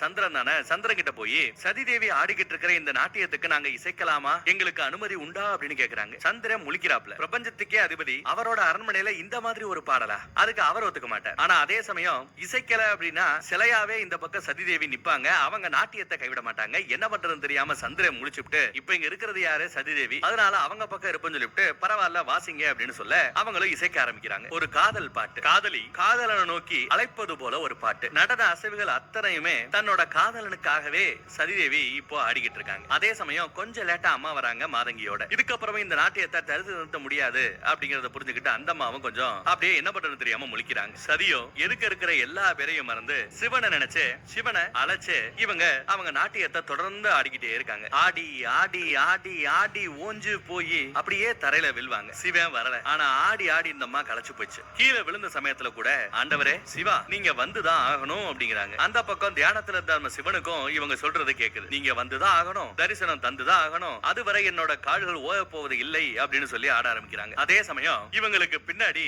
அப்படியே பயங்கர பனியா வீச ஆரம்பிக்க அந்த பனி காற்றுக்கு மத்தியில நம்ம சிவன் தட்சனோட அரண்மனையில காட்சி தருகிறார். சதி நினைச்சாலே வரணுங்கிறது சிவனோட விதி. வந்து நிக்கிறார். மாதங்கிக்கு சிவனை பார்த்ததும் சந்தோஷம். மீதி எல்லாருக்கும் சந்திரன் உட்பட எல்லாருக்கும் சிவனை பார்த்ததுல ஆச்சரியம். என்ன நடக்க போதோ அப்படிங்கிற அந்த பயம். சிவனுக்கு பக்கத்துல அவரோட மூச்சு காத்து படுற லெவலுக்கு பக்கத்துல போய் நிக்கிறாங்க சதிதேவி. அப்படியே கேமராவை அந்த பக்கம் இந்த பக்கமும் சொல்லிட்டி விட்டு ரெண்டு பேரோட ஃபேஸையும் அப்படியே போக்கஸ்ல காமிக்கிறாங்க. சதியோட முகத்துல தான் புன்னகை தவழுது. சிவனோட முகத்துல துக்கமும் இல்ல சந்தோஷமும் இல்ல. எல்லாம் எனக்கு சமம்ங்கிற மாதிரியான ஒரு ஃபேஸ் ரியாக்ஷனோட சிவன் எதுக்கு நிக்கிறார், மௌனமா நிற்கிறார். அடுத்த செகண்ட் பார்த்தா யாருமே எதிர்பார்க்காத மாதிரி ஷாம ஷாக்கான ஒரு மேட்டர் நடக்குது. நம்ம சிவனே சதியோட சேர்ந்து நாட்டியம் ஆட ஆரம்பிச்சிடறாரு. ரெண்டு பேரும் சேர்ந்து அத்தனை பேருக்கு மத்தியில நாட்டியத்துல கலக்குறாங்க. அப்படியே ரெண்டு பேரும் மாத்தி மாத்தி ஆடிக்கிட்டு இருக்கிற சமயம் தான் நம்ம சிவன் அப்படியே ஸ்டெப்ப ஃப்ரீஸ் பண்ணி ஒரே ஸ்டெப்ல அப்படியே நின்னுட்டு எதுக்கு நடனம் ஆடிக்கிட்டு இருக்கிற அந்த சதியை பாக்குற தப்பு பண்ணிட்டோமோன்னு ஃபீல் பண்றாரா என்னன்னு தெரியலங்க. அப்படியே பின்னாடி 4 ஸ்டெப் நடந்து போய் அந்த பனிக்கு மத்தியிலேயே மறைஞ்சே போயிடுறாரு. சிவன் போனதுக்கு அப்புறம் அந்த பனி புயலும் சேர்ந்து போயிடுது. சதி மட்டும் தனியா டான்ஸ் ஆடிக்கிட்டு இருக்காங்க. இன்னும் அவங்களோட நாட்டியத்தை நிப்பாட்டல, விடாம ஆடிக்கிட்டே இருக்காங்க. சிவனை நோக்கி தன்னோட நாட்டிய தவத்தை தொடர்ந்து பண்ணிக்கிட்டே இருக்காங்க. சுத்தி இருக்கிற யாராலையும் எதையுமே செய்ய முடியல. அதே சமயம் பிரபஞ்ச அதிபதி தட்சன் அரண்மனைக்குள்ள ஒரு என்ட்ரி கொடுக்கிறார். தான் பொண்ணு இந்த மாதிரி ஆடுறத பார்த்துட்டு சதி அப்படின்னு சத்தம் போடுவாரு. அதே சமயம் ஆடி போன அந்த கலைப்புலயே அப்படியே அந்த பக்கம் நம்ம சதி மயங்கியும் விழுகிறாங்க. சதிக்கு என்னாச்சு, தட்சன் இப்ப என்ன பண்ண போறாரு அப்படிங்கறதெல்லாம் இனிதான் நமக்கு தெரிய வரும். சதி மயங்கி கிடக்கிறத பார்த்து சதி சதின்னு கூப்பிடுறாரு. அவங்க கிட்ட இருந்து எந்த ரியாக்ஷனுமே இல்ல. என் மக மயங்கி கிடக்குறா என்னன்னு உடனே ஓடி பாருங்க அப்படின்னு சொல்ல அதுக்கப்புறம் தான் அம்மா மாருக அக்கா மாருக எல்லாம் ஓடி போய் சதி அப்படியே தூக்கி கொண்டு போய் அவங்க பெட்ரூம்ல படுக்க வச்சு அவங்களுக்கு வேண்டிய அந்த முதலுதவியை செய்யறாங்க. அம்மாக்கு பொண்ணு மேல பாசம் இப்பதான் பீறிக்கிட்டு வருது. காஷிப முனிவரும் காசிங்கிற இவரோட ஃபுல் நேம் காஷிப முனிவரா. சோ நம்ம காஷிப முனிவர் வரார். இவங்க பொண்ணை செக் பண்ணி பார்க்கிறார். வைத்தியமும் தெரியும் போல இருக்கு. என் பொண்ணு எப்படி இருக்கா அப்படின்னு அம்மா விசாரிச்சா இப்ப வரைக்கும் எதுவும் சொல்ல முடியாதுங்கிறாரு அவர். எனக்கு கொஞ்சம் தனிமை தேவை, கொஞ்சம் எல்லாரும் கொஞ்சம் ஒதுங்கிருங்க அப்படின்னு சொல்றாரு. உடனே அறையில இருந்த எல்லாம் வெளியில போற சமயம் தட்சன் கிட்ட இருந்து ஒரு அழைப்பு வந்திருக்கு. யாருக்கு, சந்திரனுக்கு. உடனே அரண்மனைக்கு வாங்க, என்ன வந்து பாருங்க அப்படின்னு சந்திரனை கூப்பிட்டு இருக்காரு. ஏன்னா தான் இல்லாத சமயம் இங்க என்ன நடந்தாலும் அதுக்கு சந்திரன் தான் பொறுப்பு அப்படின்னு அவர் சொல்லி இருக்காரு இல்லையா, அதனால வந்தவன். இந்த பக்கம் பார்த்தா நம்ம தட்சன் கொஞ்ச நேரத்துக்கு முன்னாடி ஒரு நாட்டியம் நடந்தது. அந்த நாட்டியத்துக்கு இசைச்சிருப்பாங்க இல்லையா அந்த இசைக்கலைஞர்கள், அவங்க எல்லாரையும் வர வச்சு சிவபக்தி பாடலை எதுக்கு பாடுறீங்க, சிவனுக்கு ஏற்ற அந்த ராகத்தை ஏன் ஏற்றுனீங்க அப்படின்னு சத்தம் போடுறாரு. அவங்களோ சிவன் இல்லாம சங்கீதம் ஏதுன்னு கேக்குறாங்க. நீங்க பெரிய இசை கலைஞர்களா இருக்கலாம், உங்களோட இசையில மயங்கி என் பொண்ணோ அந்த சிவனோ கூட வந்து நடனம் ஆடிட்டும் போயிருக்கலாம். ஆனா என் தயவு இல்லாம உங்களால வாழ முடியாது, நீங்க எனக்கு துரோகம் பண்ணிட்டீங்கிறார். உங்களுக்கு என்ன தண்டனை தெரியுமா அப்படின்னு கேட்க அதுக்குள்ள அந்த கலைஞர்கள் எல்லாம் காலில் விழுந்து எங்களை மன்னிச்சுக்கங்க அரசே அப்படின்னு கெஞ்சுறாங்க. எங்க மேல எந்த தப்பும் இல்ல, நாங்க பர்மிஷன் கேட்டு தான் செஞ்சோம் அப்படின்னு சொல்றாங்க. இது பர்மிஷன் கேட்டீங்களா, சிவராகத்தை பாடுறதுக்கு என் குடும்பத்துல இருக்கிற யாருமே ஒத்துக்க மாட்டாங்களே, யார்ட்டையா பர்மிஷன் கேட்டீங்கன்னு கேட்டா சந்திரன் கிட்ட தான் பர்மிஷன் கேட்டோன்னு தகவல் வருது. அதனாலதான் சந்திரனை கூட்டு விட்டுருப்பார் போல. இப்ப இவருக்கு ஒரு பிளாஷ்பேக் ஞாபகம் வருதுங்க. இவங்க அந்த மகாசபை கூட்டத்துக்கு கிளம்புறப்போ சிவனும் அழைப்பை ஏற்று கூட்டத்துக்கு வர்றாருன்ற மேட்டரை கேள்விப்பட்டு சந்திரன் வந்து நல்ல விஷயம் தானே அப்படின்னு பேசிருப்பாப்ல. சிவனுக்கு கொஞ்சம் வக்காலத்தை வாங்கியிருப்பாரு. அதை இவர் நினைவு கூறுகிறார். ஒருவேளை சிவனுக்கு சப்போர்ட்டா தனக்கு எதிரா சந்திரன் இருக்கானோ அப்படின்னு இப்போ சந்திரனை சந்தேகப்படுறாரு நம்ம தட்சன். இல்ல இதை நான் நம்ப மாட்டேன் அப்படின்னு கூட தட்சன் சொல்லி பாக்குறாப்ல. சந்தேகம் இருந்தா சந்திரன் கிட்டே கேளுங்க அப்படின்னு அங்க இருக்கிற ஆட்களும் சொல்லிக்கிட்டு இருக்கிற சமயம் சந்திரனே அங்க வந்துடுறாரு. என்னையா சொல்றீங்க, என் கூடவே திரிகிற என் மருமகன் சந்திரன் எனக்கு எதிரியா இருக்க வாய்ப்பே இல்லையே அப்படின்னு பேசிக்கிட்டு இருக்கிற சமயம் சந்திரன் வந்தாச்சு. என்னதான் மருமகன் நான் மகன் நினைச்சா கூட மருமகன் தான் அப்படிங்கறத காமிச்சிட்டான்ல அப்படின்னு அவர் பேசிக்கிறார். அதையும் சந்திரன் கேட்கிறார். ஏன் இன்னும் சந்திரன் இங்க வரதுக்கு லேட் ஆகுதுன்னு சொல்லிக்கிட்டே திரும்பி பார்க்கும்போது சந்திரன் ஆல்ரெடி அங்க வந்தாச்சு. இவர் புலமுனை எல்லாத்தையுமே கேட்டாச்சு. அதே சமயம் தட்சனோட மனைவியும் அங்க வந்துடுறாங்க. அது வந்து அரசே அப்படின்னு சந்திரன் பேச ஆரம்பிக்கும் போது எதையும் சொல்ல வேண்டாம்னு பாட்டுறாரு. எல்லாம் முடிஞ்சு போச்சுங்கிறார். லேட் பண்ணாம நான் கேக்குற ஒரே ஒரு கேள்விக்கு மட்டும் பதில் சொல்லு, ஏன் எனக்கு துரோகம் பண்ண அப்படின்னு கேக்குறாரு. ஏன் அந்த சிவனுக்கு துணையா நின்ற அப்படின்னு கேக்குறாரு. ஏன் இந்த காரியத்தை செஞ்சேன்னு கேக்குறாரு. என்ன பலன் உனக்கு கிடைக்க போகுது, இதை செஞ்சதுனால உனக்கு என்ன கிடைக்க போகுது அப்படின்னு இவ்வளவு கேள்வியை கேட்டுவிட்டு அது வந்து அப்படின்னு சந்திரன் பதில் சொல்லும் போது நீ எதையும் சொல்ல வேண்டாம் அப்படின்னு நிப்பாட்டவும் செய்யறாரு. நீ எதை சொன்னாலும் நான் கேட்க போறது இல்லைங்கிறார். மருமகனாவே இருந்தா கூட இந்த அரண்மனையில கண்டிப்பா அநீதிக்கு தண்டனை கிடைக்கும் அப்படிங்கிறார். மருமகன் பாரபட்சம் பார்க்க மாட்டேங்கிறார். இங்க யாரா இருந்தாலும் தப்பு பண்ணா தண்டனை கிடைக்கும், என் பொண்ணுக்கே பயங்கரமான தண்டனையை கொடுத்தவனா அப்படிங்கிறார். மருமகனுக்கு தண்டனை கொடுக்கிற சமயம் இவங்க பொண்டாட்டி நடுவுல புகுந்து அரசே அவசரப்பட வேண்டாம் அப்படின்னு சொல்றாரு. இல்ல எங்க எல்லாருக்கும் தெரியும் சிவன் வந்து இந்த மாதிரி டான்ஸ் ஆடி போனதை பார்த்து நீங்க கண்டிப்பா கோவப்பட்டிருப்பேன்னு எங்களுக்கு தெரியும். இருந்தாலும் கோபத்துல நீங்க உங்க கடமையை மறந்துடக்கூடாது, அப்புறம் தட்சனோட பேரு கெட்டு போயிடுங்கிறாங்க அவங்க. ஒரு நிரபராதிக்கு தான் நிரபராதி அப்படிங்கறத வாதாடக்கூடிய அந்த உரிமையை நீங்க கொடுக்கணும் அப்படின்னு மாமியாரு எடுத்து சொல்றாங்க. என்ன சொல்ல வர? சந்திரன் சிவசங்கீதத்தை பாடலாம்னு சொன்னது பொய்ன்னு சொல்ல வரையா அப்படின்னு கேட்டா நடுவுல நம்ம சந்திரனே வந்து இல்லை அரசே ஒரு நிமிடம் அப்படின்னு முன்னாடி வர. உண்மைதான், சிவசங்கீதத்தை பாடுறதுக்கு நான் தான் உத்தரவு கொடுத்தேன், ஆனா ஈசனே வந்து இப்படி டான்ஸ் ஆடுவாருன்னு நான் கொஞ்சம் கூட எதிர்பார்க்கல அப்படின்னு சொல்றாரு. அவரை கூப்பிடணும், இப்படி நடனம் ஆட வைக்கணுங்கிறது எங்களோட நோக்கம் இல்லங்கிறாரு. அதே சமயம் நம்ம மாமியார் பேசுறாங்க, இல்ல எனக்கு இன்னொரு மேட்டர் நல்லா தெரியும், உங்களுக்கு தெரியாத ஒரு கருப்பு ஆடு இந்த அரண்மனையில சுத்திக்கிட்டு இருக்கு, நமக்கே தெரியாம இதே அரண்மனையில சிவலிங்கத்தை வச்சு ஒருத்தி கும்பிட்டுக்கிட்டு இருக்கா, சிவன் தான் தன்னோட கடவுள்னு வேற சொல்லிக்கிட்டு தெரியுறா, இன்னைக்கு நடந்த இந்த அசம்பாவிதத்துக்கு யார் காரணங்கிறது எனக்கு தெரியும் அப்படின்னு சொல்றாங்க. அது யாரு என்னன்ற சொல்றதுக்கு முன்னாடி அங்க இருந்த இசைக்கலைஞர் எல்லாரையும் வெளியில போக சொல்றாங்க. அந்த பக்கம் நம்ம காசிபதிஷி எல்லாரையும் வெளியில போக சொல்லிவிட்டு சதிய தனியா ஏதோ செக் பண்ணிட்டு அதுக்கப்புறம் வெளியில வர. என்னாச்சு ஏதாச்சுன்னு அக்கா மாரிக விசாரிக்கிறாங்க. சுயநினைவு திரும்பிருச்சான்னு கேக்குறாங்க. ஏன் இப்படி பேயடிச்ச மாதிரி இருக்கீங்க, என்னாச்சு அப்படின்னு எல்லாரும் பயத்தோட கேக்குறாங்க. அதுக்கு நம்ம காசிபதிஷியோ, இல்ல நான் பிரபஞ்ச அதிபதி தட்சன் கிட்ட உடனே பேசணும், அவரை வேகமா இங்க கூட்டுவாங்க, போங்க போங்க வேகமா கூட்டுவாங்க அப்படின்னு சொல்றாரு. சொல்லிட்டு மறுபடியும் சதிதேவி கிட்டே போயிடுறாரு. அந்த பக்கம் யார் அந்த கருப்பு ஆடு அப்படின்னு நம்ம தட்சன் கேட்டா, நம்ம சதி இப்படி எல்லாம் நடந்துக்கிற பொண்ணு இல்ல, நல்ல பொண்ணு, அவ மனசை கெடுத்து இந்த மாதிரி குட்டுச்சோரா ஆக்குனது எல்லாத்தையும் சொல்லி கொடுத்தது நம்ம மாதங்கி தான் அப்படின்னு மாதங்கிய போட்டு விட்டுருச்சு இந்த அம்மா. தான் மருமகனை காப்பாத்துறதுக்காக, தான் மகளை காப்பாத்துறதுக்காக மாதங்கிய நல்லா மாட்டி விட்டுருச்சு இந்த அம்மா. சந்திரனுக்கு இதை கேட்டு ஷாக்கு, தட்சனுக்கும் தான், நம்ம கூடயே இங்க இருந்து நம்ம உப்பத்துன்னு விட்டு நமக்கு துரோகம் பண்ணிட்டா அப்படின்னு மாதங்கிய பத்தி எடுத்து சொல்றாங்க. அதுக்கு நம்ம தச்சன் தான் பொண்டாட்டிக்கிட்டே, உன்கிட்ட நான் அன்னைக்கே சொன்னேன், அவளை கொஞ்சம் ஒரு பார்வை பார்த்து வை, அவ நடவடிக்கையே சரியில்லைன்னு சொன்னேன், நீ தான் இப்படி முத்தி போற வரைக்கும், நிலைமை முத்தி போற வரைக்கும் இப்படியே விட்டு வச்சுட்ட, மாதங்கிக்கு சரியான தண்டனை கொடுக்கப்படும் அப்படின்னு தச்சன் சொல்றாரு. மாதங்கிக்கு கொடுக்க போற அந்த தண்டனை படு பயங்கரமா இருக்குங்கிறாரு. அந்த தண்டனையை எல்லாரும் பாக்குறபடி செய்வேங்கிறாரு. அந்த தண்டனையை பார்த்ததுக்கு அப்புறம் எல்லாருக்கும் சிவனை கும்பிடணும் அப்படின்ற அந்த நினைப்பு வர்ற எல்லா பேருமே ஒரு செகண்டா ஆடி போவாங்க. சிவனை கும்பிட்டா இவ்வளவு பெரிய தண்டனை கிடைக்குமா அப்படின்னு அடங்கி போவாங்க அப்படிங்கிறாரு தச்சன். கூப்பிட்டு வாங்கய்யா மாதங்கிய அப்படின்னு சத்தம் போட, அதே சமயம் அங்க ஒருத்தி ஓடி வராங்க. ஓடி வந்து ஏதோ ஒரு பெரிய பிரச்சனை, என்ன ஏதுன்னு தெரியல, காசிபரிசி உங்களை உடனே வர சொல்லி கூப்பிட்டுருக்காரு வாங்க அப்படின்னு சொல்றாங்க. தான் பொண்ணுக்கு என்னாச்சோ ஏதாச்சோ வந்து இப்ப தட்சனுக்கு பயம் வருது. அதே சமயம் அந்த பக்கத்துல கைலாய மலையில சிவனை நம்ம நாரதர் சந்திக்கிறாரு. மகாதேவா, எப்பவுமே உங்களை பார்த்தா அப்படியே ஃப்ரெஷ்ஷா இருப்பீங்க, இன்னைக்கு என்ன உங்க முகத்துல கொஞ்சம் களைப்பு தெரியுது, ஏதோ ரொம்ப தூரம் நடந்து வந்து ஏதோ யாத்திரை போயிட்டு வந்த ரேஞ்சுக்கு களைப்பு தெரியுதே அப்படின்னு தெரிஞ்சே ஓட்டுறாப்புல நம்ம நாரதர். இல்ல இல்ல மேட்டர் கேள்விப்பட்டேன், இது நாட்டிய களைப்பா இருக்கும், தட்சரோட அரண்மனையில சதிதேவி கூட நீங்க டான்ஸ் ஆடிட்டு வந்ததுல களைச்சு போயிருப்பீங்கிறது தெரியுது அப்படிங்கிறாரு. ஆனாலும் நாட்டியம் எல்லாம் முடிஞ்சு போய் ரொம்ப நேரம் ஆச்சு, இன்னும் நீங்க தியானத்துக்குள்ள போகாம இருக்கீங்களே, நாட்டியத்தையே நினைச்சுக்கிட்டு இருக்கீங்களா இல்ல சதிதேவியை நினைச்சுக்கிட்டு இருக்கீங்களா அப்படின்னு கேக்குறாரு. ஒருவேளை சதியோட நாட்டியத்தை பார்த்து அப்படியே பிரமிச்சு போய் நிக்கிறீங்களோ அப்படின்னு ஓட்டுறாரு. அனைத்தையுமே துறந்தவர் இந்த ஈசன், இருந்தாலும் மனதால் வசியப்பட வாய்ப்பு இருக்கிறதோ அப்படின்னு நம்ம நாரதர் கேட்க, இல்லவே இல்லை அப்படின்னு கோவத்தோட பேசுறாரு நம்ம சிவன். அனைத்தையும் துறந்தவன் நான், எனக்கு எதன் மீதும் எவர் மீதும் ஈடுபாடு வராதுங்கிறார். என்னதான் நீங்க கடவுளா இருந்தாலும் உங்களுக்கும் மனசு இருக்குல்ல சாரு, அதை கட்டுப்படுத்துறதுக்கு நீங்க பல்வேறு விதத்துல முயற்சி பண்றீங்க சாரு, ஆனா ஒர்க் அவுட் ஆக மாட்டேங்குதே அப்படிங்கிற மாதிரி நம்ம நாரதரும் சொல்றாரு. தப்பு இல்லங்கிறார். உங்களோட சரி பாதி நம்ம சதிதேவி, என்றாவது ஒரு நாள் உங்க உடம்புல இருந்து பிரிஞ்சு போன அந்த சக்தி மறுபடியும் உங்க உடம்போட சேர்ந்தாகணும், நீங்க ரெண்டு பேருமே முழுமையடையணும் தானே அப்படின்னு கேட்கிறார். எந்த தேவியோட நீங்க இணையணுமோ அந்த திசையை நோக்கி தாங்க உங்க மனம் போய்கிட்டு இருக்கு, சரிதானே அப்படிங்கிறார். அதுக்கு நம்ம சிவன் இல்லங்கிறாப்ல, நாங்க போயிருக்க கூடாது, சதி கூட டான்ஸ் ஆடி இருக்க கூடாது அப்படிங்கிறார். உலக நன்மைக்காக நான் சக்தியை தியாகம் செஞ்சேன், தியாகம் செஞ்சதுக்கு பிறகு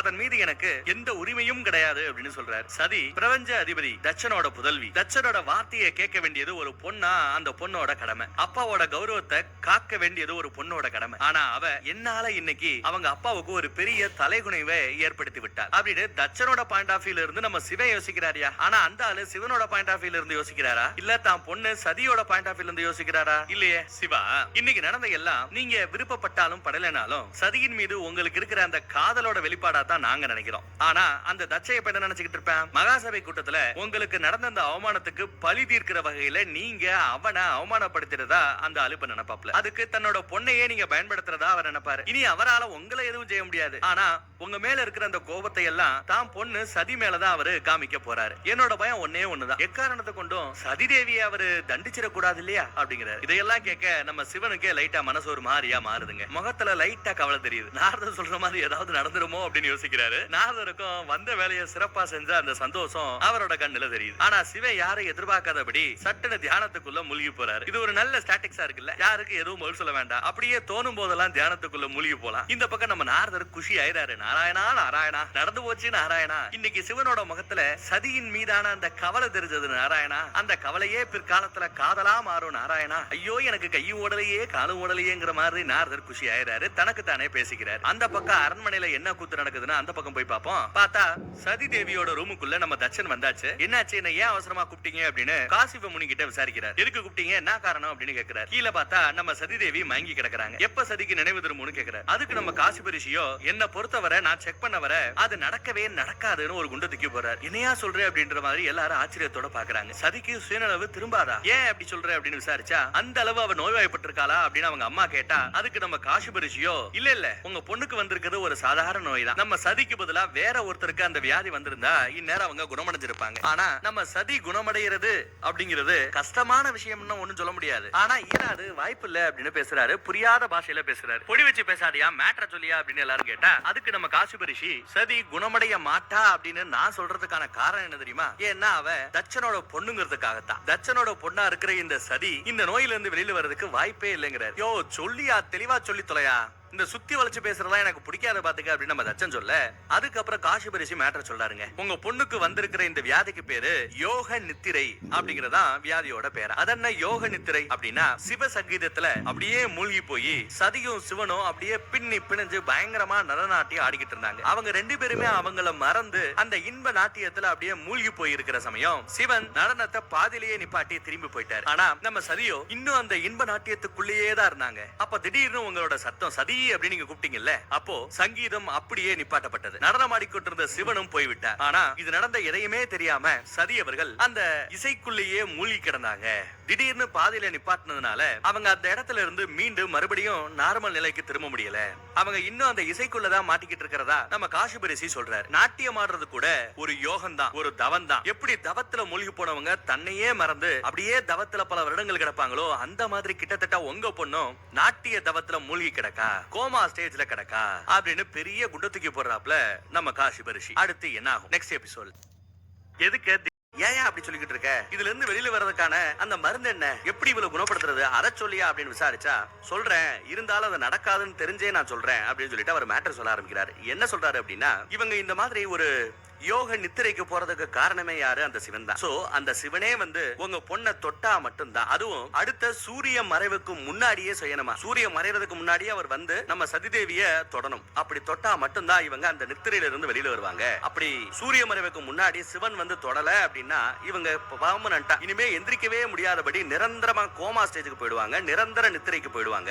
வேற மருந்தே கிடையாது. ஈசன் இங்க வந்துடணும், உங்க பொண்ணை தொடணும், இதுதான் மருந்து, இதுதான் உங்க பொண்ணை காப்பாத்துறதுக்கான வழி அப்படின்னு சொல்ல தச்ச எதுவும் சொல்லாம இருக்க. உங்களுக்கு கௌரவம் தான் முக்கியம், உங்களுக்கு உங்க மானம் தான் முக்கியம், அப்படி இப்படினே பேசிக்கிட்டு இருந்தீங்கன்னா உங்க பொண்ணோட வாழ்க்கை உங்க பொண்ணோட உசுறு போயிடும் பாத்துக்கங்க அப்படிங்கிற மாதிரி எடுத்து சொல்றாரு. அந்த ஈசை இங்க வரணும், வேற வழி இல்ல, அந்த மகாதேவர் இங்க வரணும் வரணும்னு பேசிக்கிட்டு இருக்கும்போது தச்சன் காண்டாரானோ இல்லையோ தச்சனோட பொண்டாட்டி அநியாயத்துக்கு காண்டாராங்க. சும்மா சும்மா ஈசன் சிவன் அந்த ஆள் பேச்ச இங்க பேசாரு, என் புருஷனுக்கு அந்த ஆளுக்கு ஆகாது, இந்த அரண்மனையில அந்த ஆளோட பேரை சொல்றதே மிகப்பெரிய குற்றம் அப்படின்னு சொல்லுது அந்த அம்மா. என் புருஷன் யாருன்னு நினைச்ச, பிரபஞ்சத்துக்கே அதிபதியா, இவரால முடியாதது வேற எவரால முடியும், அதெல்லாம் அவர் பார்த்து பாரு, அந்த சிவனோட தயவு எங்களுக்கு தேவையில்லைன்னு இந்த அம்மா பேசுதுங்க.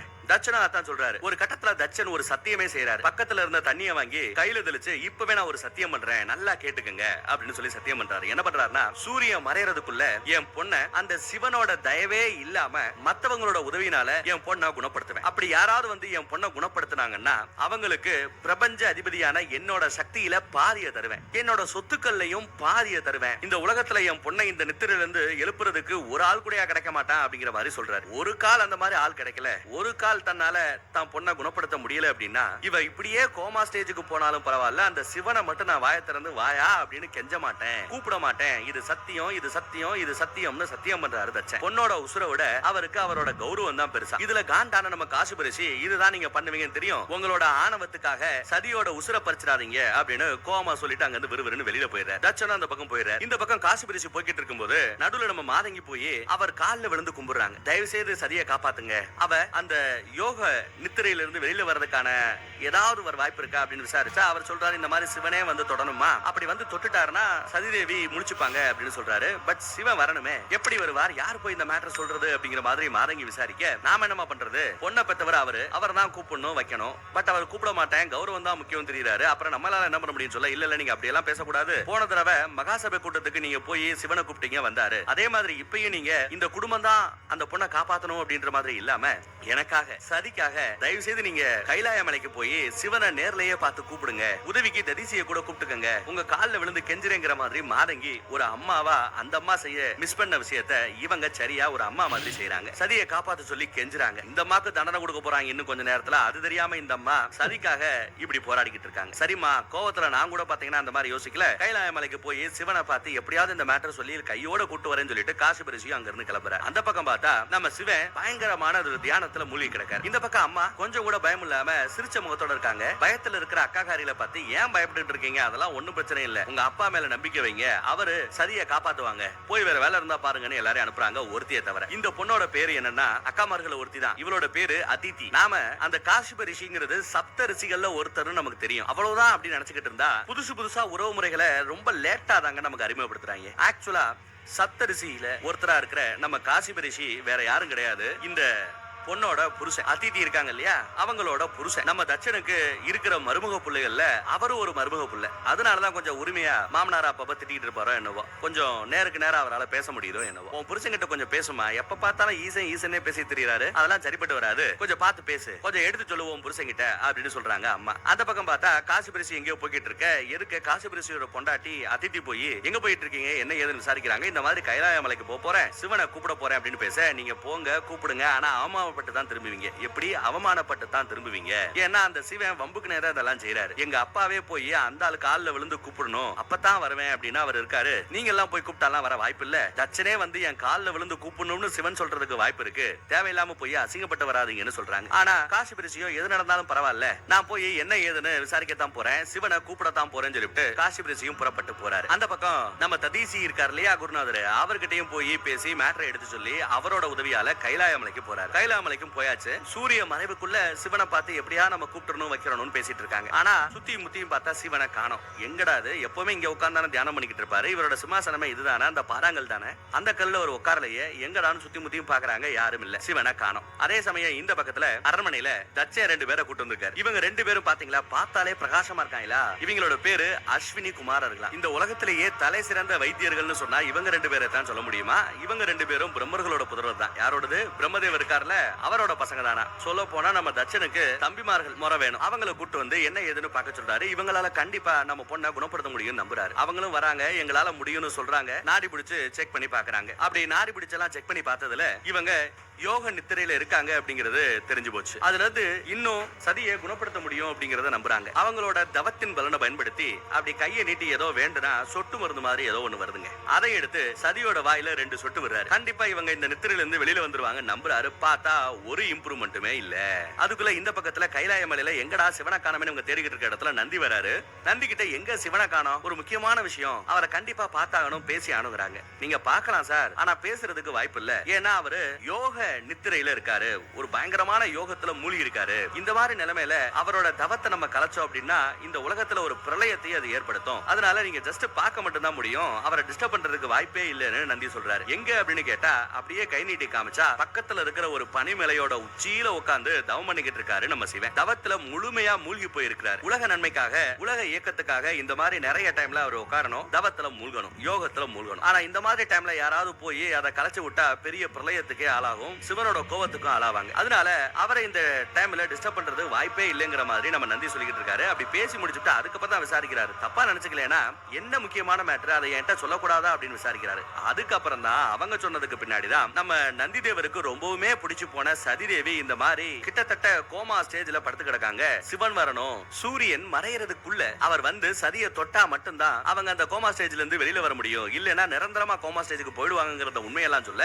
அதெல்லாம் கேட்ட நந்தி தேவர் இவர் அப்படியே அழுக ஆரம்பிச்சாரு. ஆண்டவா என்ன இப்படி ஆகுது, ஏன் இந்த மாதிரி சிவனுக்கு மட்டும் இந்த மாதிரி சோதனைகள் வருதுங்கிற மாதிரி அழுதுகிட்டு இருக்காரு நந்திதேவர். இந்த பக்கம் இந்த ரெண்டு வைத்தியர்ஸும் எவ்வளவுதான் முயற்சி பண்ணியும் குணப்படுத்த முடியலங்கிறதையும், இந்த சொட்டு மருந்தால குணப்படுத்த முடியலன்னா வேற எந்த மருந்தாலையும் குணப்படுத்த முடியாது, எங்களை மன்னிச்சிடுங்க, எங்களோட மகத்துவம் மருத்துவம் அவ்வளவுதான் அப்படின்னு சொல்லிட்டு அவங்க அங்க இருந்து அப்படியே அப்பீட் ஆயிக்கிறாங்க. இதுக்கப்புறம் தான் கொஞ்ச நேரத்துக்கு முன்னாடி பயங்கர வீராப்பா பேசின நம்ம அம்மாக்காரி கொஞ்சம் வருத்தப்படுறாங்க. என்ன ஆக போதோ ஏதாவது போதோன்னு பயப்படுறாங்க. பக்கத்துல பார்த்தா சூரியன் வேற அப்படியே கொஞ்சம் கொஞ்சமா ஈவினிங் டைம் ஆகிட்டு இருக்கு, மறைய போய்கிட்டு இருக்கு. தான் மருமக புள்ள காசி பரிசி சொன்னதை நினைச்சு வருத்தப்படுறாங்க. அந்த பக்கம் பார்த்தா நம்ம தச்சன் சிவனோட உதவி இல்லாம தான் பொண்ணை குணப்படுத்த முடியும்னு சொல்லி நம்புறாரு. இப்ப அவர் என்ன பண்றாருன்னா, யாரையோ கூப்பிடுற மாதிரி ஒரு ஸ்டேஜ்ல உட்கார்ந்து இருக்காரு. தியானம் பண்ணி இப்ப இவர் யாரை கூப்பிட போறாரு அப்படின்னா நவ கிரகங்களை கூப்பிட போறாராம். பொதுவா நவ கிரகங்கள் நினைச்சா ஒரு ஆண்டிய கூட அரசனாக்க முடியும், ஒரு அரசனை கூட ஆண்டியாக்க முடியும் அப்படின்னு சொல்லுவாங்க, ஒரு பழைய பழமொழி. அதை நம்பி நவ கிரகத்தையும் கூப்பிடுறாரு. இவர் பிரபஞ்சத்துக்கே அதிபதி. சோ நவகிரகங்களும் இவருக்கு கட்டுப்படும். சோ அவர் கூப்பிட்டதுமே நவ கிரகங்களும் வருது. நம்ம சந்திரனும் சேர்ந்துக்கிறாரு. அவங்க ஒளி வடிவத்துல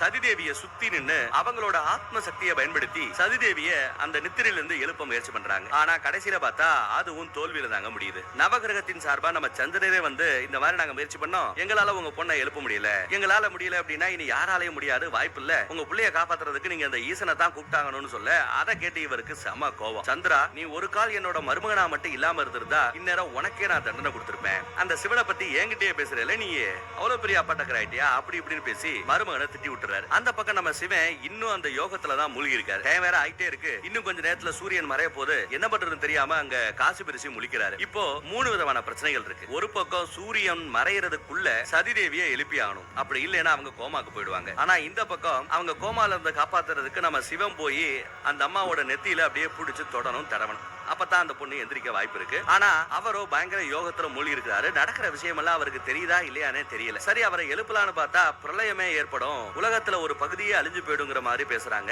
என்ன பண்றதுனே தெரியலையே, இப்படி இக்கட்டான சூழ்நிலையில மாட்டிக்கிட்டு முழிக்கிறமே அப்படின்னு சொல்லி காசிபரிசி தன்னோட இயலாமையை நினைச்சு வருத்தப்படுறாரு. அந்த பக்கம் நம்ம நந்தி சொல்லவே வேண்டாம், சும்மாவே அழுவாப்ல. இப்ப இவருக்கு ரொம்பவே பிடிச்ச சதிதேவிக்கு இந்த பிரச்சனைங்கிறதுனால கிட்டத்தட்ட கால்ல விழுந்து அழுகாத குறையா சிவனை நோக்கி கெஞ்சிக்கிட்டு இருக்காரு. முழிங்க அப்படின்னு இந்த பக்கத்துல இருந்து வேண்டிக்கிட்டு இருக்காரு. வேண்டாம் மட்டும்தான் முடியும். முழுக்க சிவனோட கட்டுப்பாட்டுல தான் இருக்கு. திடீர்னு இங்க சதியை சுத்தி பார்த்தா ஒரு ஒளி வட்டம் மாதிரி ஒண்ணு உருவாகுது. அவங்க உடம்புக்குள்ள இருந்து ஏதோ ஒரு சக்தி, ஒரு ஆத்ம சக்தி உடம்புல இருந்து வெளியில போற மாதிரி தெரியுது. அப்படியே போலிவா இருக்கு. இது என்ன வெளிச்சம், ஏன் இப்படி இருக்கு அப்படின்னு விசாரிச்சுட்டு இருக்காங்க அம்மா. ஒண்ணு அவங்களுக்கு புலப்படல. பட் எது எப்படியோ ஏதோ ஒண்ணு தான் பொண்ணை விட்டு போகுது அப்படிங்கறது மட்டும் அவங்களால உணர முடிகிறது. அந்த பக்கம் காசிபரிசியும் இதுக்கப்புறம் நம்ம கைலாமலையில பண்றதுக்கு ஒண்ணும் இல்லை என்று திரும்ப வந்துட்டாரு. காசிபரிசியோட பொண்டாட்டி அதிதி அவங்க போறாங்க. இருக்க பாக்குறாங்க. சிவன் வந்தாரா, நீங்க கூப்பிட்டதும் வந்தாரா, எங்க சிவன் காணமே அப்படின்னு நக்கல் பண்ணி விசாரிக்கிறாங்க. அதுக்கு நம்ம காசிபரிசி, இல்லமா நீ நினைக்கிற மாதிரி இல்ல, சிவன் ஒரு யோகத்துல மூழ்கி இருக்கிறாரு, அந்த யோகத்துல இருந்து அவரை எழுப்ப முடியல, அவர் ஒருவேளை முழிச்சிருந்தா நாங்க சொன்ன செகண்டுக்கு நேரம் ஓடோடி வந்திருப்பாப்ல அப்படின்னு சொன்னா, இல்ல நீங்க சொல்றதா நம்ப மாட்டேன், அந்த சிவன் பாசாங்கு பண்ணுகிறார், ஏமாத்துறாரு, நடிக்கிறார், நீங்க வருவீங்கன்னு தெரிஞ்சு சும்மா தவம் பண்ற மாதிரி உங்களை ஏமாத்தி அனுப்பிச்சு விட்டாரு. அவருக்கு நல்லா தெரியும் எங்க அப்பா போய் அந்த ஆளு கால்ல விழுந்து கும்பிட்டாதான் சிவன் வருவாரு, அந்த லெவலுக்கு அவருக்கும் கௌரவம் ஆணவம் தலைக்கு ஏறி இருக்குங்கிற மாதிரி அதித்தி சொல்லி திட்டிக்கிட்டு இருக்காங்க. இந்த பக்கம் தச்சை தான் பொண்ணை காப்பாத்துறதுக்காக அடுத்து தியானம் பண்ணி தன்னோட அப்பா பிரம்மதேவரையே கூப்பிடுறாரு. பிரம்மதேவர்கிட்ட உதவி கேட்டா, என்கிட்ட பண்றதுக்கு ஒண்ணும் இல்ல, நான் வந்ததே உன்னை வான் பண்றதுக்காக தான், இப்படியே பண்ணிக்கிட்டு இருந்தேன்னா பிரச்சனை பெருசாயிடும், உன் குழந்தைய நீ இழந்துருவ, உன்னோட கௌரவத்துக்காக சதியை இறக்க விட்டுறாத, சதியை காப்பாத்துங்கிறாரு. அது மட்டும் இல்லாம இப்படியே பண்ணிக்கிட்டு இருந்தா உன் பதவியே பறிபோயிடும்டா, அதே மாதிரி எனக்கு ஏதோ ஒண்ணு தப்பா படுது, நீ ஏதோ ஒண்ணு பண்ண போற, அது உன்னோட பதவியே பறிக்கக்கூடிய அளவுக்கு இருக்க போகுது, தயவு செய்து வேண்டாம், அதை செய்யாத, பேசாம ஈசன் கிட்ட கேளு, ஈசன் வந்து உதவி செய்வாருன்னு சொல்றாப்ல. நான் செத்தாலும் சாவேனே ஒழிய இந்த பதவி இரவினி எல்லாத்தையும் துறப்பேனே ஒழிய எக்காரணத்தை கொண்டும் அந்த ஈசனை மட்டும் அழைக்க மாட்டேன் அப்படிங்கறதெல்லாம் ரொம்ப கட்ட நேட்டா சொல்லிடுறாரு. நீங்க போங்க, என் பிரச்சனையை நானே பாத்துக்கிறேன் அப்படின்னு வேற தன்னோட தகப்பனான பிரம்மதேவர்கிட்ட சொல்லிட்டு அவரையும் அனுப்பிச்சு வச்சாரு. அடுத்து நம்ம தச்சன் என்ன பண்ண போறான் அப்படின்னு தெரியாம எல்லாருக்கும் ஒரே குழப்பமா இருக்கும்போது அந்த பக்கம் சதியோட உடம்பு கொஞ்சம் அப்படியே ஒரு மாதிரி ஆகிட்டே இருக்கு, நிலைமை விபரீதமா போய்கிட்டு இருக்கு. காசிபரிசியும் பார்த்துட்டு இன்னும் கொஞ்சம் நேரத்துல உங்க பொண்ணு முழுக்க யோக நிலைக்கு முழுக்க கோமா ஸ்டேஜுக்கு போயிடுவாங்க, அதுக்கப்புறம் உங்க பொண்ணை யாராலையும் காப்பாற்ற முடியாது, அந்த ஈசனே நினைச்சாலும் முடியாதுங்கிற மாதிரி எல்லாம் பேசிக்கிட்டு இருக்காப்ல. அம்மாவுக்கு பயம் வருது. அந்த பக்கம் நந்தி இன்னும் உருக அழுதுகிட்டு இருக்காரு. இந்த பக்கத்துல நம்ம மாதங்கி வேற சிவலிங்கத்தை வச்சு பூஜை பண்ணி, எப்படியாவது வாங்க என் சிசியை காப்பாத்துங்க, நீங்க வந்து ஆடுனதுல அதுவும் ஆட்டத்தை பாதியிலே விட்டுட்டு போனதுனாலதானே அவ இப்படி படுத்து கிடக்கா, அவளை காப்பாத்த மாட்டீங்களா அப்படின்னு சொல்லி கெஞ்சிக்கிட்டு இருக்காங்க. சூரியன் வேற அப்படியே மறைய போய்கிட்டு இருக்கு. சிவன் கிட்ட தன்னோட வேண்டுதல் பலிக்கலன்னு சொல்லிட்டு நந்திதேவர் என்ன பண்றாரு, அந்த பக்கம் திரும்பி சூரியனை பார்த்து, சூரிய பகவானே நீங்க விருப்பப்பட்டா ஏதாவது பண்ண முடியும், தயவு செய்து நீங்க கொஞ்சம் லேட்டா மறைங்க, நீங்க மறையிற வரை எங்களுக்கு டைம் இருக்கு அப்படின்னு சொல்லி சூரிய பகவானை வேண்டிக்கிட்டு இருக்காரு. ஆனா சூரியன் யாருக்காகவும் நிக்கிற மாதிரி தெரியல, அவர் வாட்டுக்கு போய்கிட்டு இருக்காப்ல. இந்த பக்கம் இப்ப நம்ம தச்சன் வேற ஒரு முடிவு எடுக்கிறார். யாருமே எதிர்பார்க்காத இந்த லெவலுக்கு தச்சன் போவாரா அப்படின்னு யோசிக்கக்கூடிய அளவுக்கு ஒரு முடிவு எடுக்கிறாருங்க. பயங்கரமா தியானம் பண்ணி தன்னோட பிரபஞ்ச அதிபதிங்கிற அந்த சக்தியை முழுக்க முழுக்க ஒரு மனதா திரட்டி அந்த ஒட்டுமொத்த சக்தியும் பிரபஞ்ச அதிபதி அப்படிங்கிற அந்த விஷயத்தையே மொத்தமா அடக்கி ஆண்டு தன்னோட கைக்குள்ள ஒரு ஒளி வெட்டமா ஒரு ஒளி சக்தியா உருவாக்கி கையில ஏந்திக்கிறார். இப்ப இவர் ஒரு சாதாரண மனுஷன் தான், பிரபஞ்ச அதிபதி கிடையாது. ஏன்னா அத்தனை சக்தியும் ஒரு மனதா ஒன்று திரட்டி தான் கையில ஏந்தி நிக்கிறார். இந்த சக்தியை கொண்டு போய் தான் பொண்ணுக்கு கொடுத்து அவளை எழுப்ப முடியும், அவளை காப்பாத்த முடியும் நம்புறாரு. அப்போ அவரே அவருக்குள்ள பேசிக்கிறாப்ல, அந்த சிவனோட தயவு இல்லாம என் பொண்ணை நான் காப்பாத்த போறேன், அதுக்கு என் பதவியே போனாலும் பரவாயில்ல அப்படின்னு சொல்லிதான் அவர் இந்த மாதிரி கையில அந்த சக்தியை ஏந்தி நிக்கிறார். அதை எடுத்துட்டு விறுவிறுன்னு இந்த பக்கம் தான் பொண்ணோட அரண்மனை நோக்கி வந்துகிட்டு இருக்க எருக்க அம்மா வராங்க. என்னாச்சு ஏதாச்சு கையில என்ன அப்படின்னு விசாரிச்சா அவர் மேட்டரை சொல்றாரு. இந்த மாதிரி என்னோட ஒட்டுமொத்த சக்தியையும் பிரபஞ்ச அதிபதிங்கிற அந்த பதவி உட்பட எல்லாத்தையுமே அடக்கி இந்த மாதிரி நான் கைக்கு மேல கொண்டு வந்துட்டேன். இனி நான் ஒரு சாதாரண மனுஷன், இதை கொடுத்தாவது என் பொண்ணை நான் காப்பாத்த போறேன். ஆனா என் பொண்ணு எந்ததுக்கு அப்புறம் நான் ஒரு சாதாரண மனுஷனா இருப்பேன் சொல்லியே, நீ எதிர்பார்க்கிற மாதிரி பிரபஞ்ச அதிபதியா இருக்க மாட்டேன். நமக்கு நம்ம பொண்ணோட உசுறு தான் முக்கியம், அவளோட உடல் நலம் தான் முக்கியம் சொல்லிட்டு அவர் அதை எடுத்துட்டு போறார். தான் பொண்ணுக்காக இவர் இந்த லெவலுக்கு போவாரு அப்படின்னு யாருமே எதிர்பார்த்திருக்க மாட்டோம். ஆனா இவர் இந்த முடிவு எடுக்கிறார் இல்லையா, இந்த முடிவு அந்த பக்கம் யோகத்துல மூழ்கி இருந்த நம்ம சிவனுக்கும் தெரியும். திடீர்னு ஒரு பிரபஞ்ச அதிபதி தன்னோட ஒட்டுமொத்த சக்தியை அடக்கி அப்படியே அந்த அதிபதி பதவியில இருந்து வெளியில போறாரு அப்படின்னா பிரபஞ்சத்திலேயே அதோட இயக்கத்திலேயே ஒரு மாறுதல் ஏற்படும், கிரக மாற்றங்கள் உருவாகும், தேவையில்லாத பிரச்சனைகள் அது இதுன்னு பெருசாகும். எதுக்குடா வம்புன்னு யாரோ கூப்பிட்டு யாரோ சொல்லியும் வேண்டியும் வராத நம்ம சிவன் தச்சன் தன்னோட பதவியையே பரீட்சைக்கு உட்படுத்துறான், தன்னோட பதவியையே இழக்க போறான் அப்படிங்கிற அதுக்காக தச்சன் பதவியில இருந்து இறங்கிடக்கூடாது, தச்சன் ஒரு சாதாரண மனுஷனா இருக்க கூடாது, இப்ப இருக்கிற மாதிரியே பிரபஞ்ச அதிபதியா அவர்தான் இருக்கணும்னு ஆசைப்பட்ட நம்ம சிவன் அவரோட பதவியை காப்பாத்துறதுக்காக அவரே வந்து சதிதேவியோட நெத்திய தொட்டு யோக நித்திரையில மூழ்கி இருந்த நம்ம சதிதேவியை எழுப்புறார். சதி எந்திரிச்சதும் சந்தோஷமாயிடுறாங்க. ஆஹா, எனக்காக என்னவர் வந்து விட்டான்னு சொல்லிட்டு சிவனோட கையை பிடிச்சுக்கிறாங்க. எங்க அப்பா உங்களை கூப்பிட்டாரா, நீங்களே வந்திருக்கீங்களே, உங்க ரெண்டு பேரும் பிரச்சனையும் சரியாயிடுச்சா அப்படி இப்படின்னு பயங்கரமா சந்தோஷப்பட, அதுக்கு நம்ம சிவன் உங்க அப்பா என்ன ஏற்கல, நானும் உன்னை ஏற்கல அப்படின்னு சொல்லிட்டு அங்க இருந்து போக பாக்குறாரு. இல்ல போகாதீங்க அப்படின்னு இந்த அம்மா கத்த, அப்படியே இந்த எபிசோட அந்த இடத்துல முடியுதுங்க. அடுத்து என்ன ஆகும் நெக்ஸ்ட் எபிசோட்ல பாப்போம்.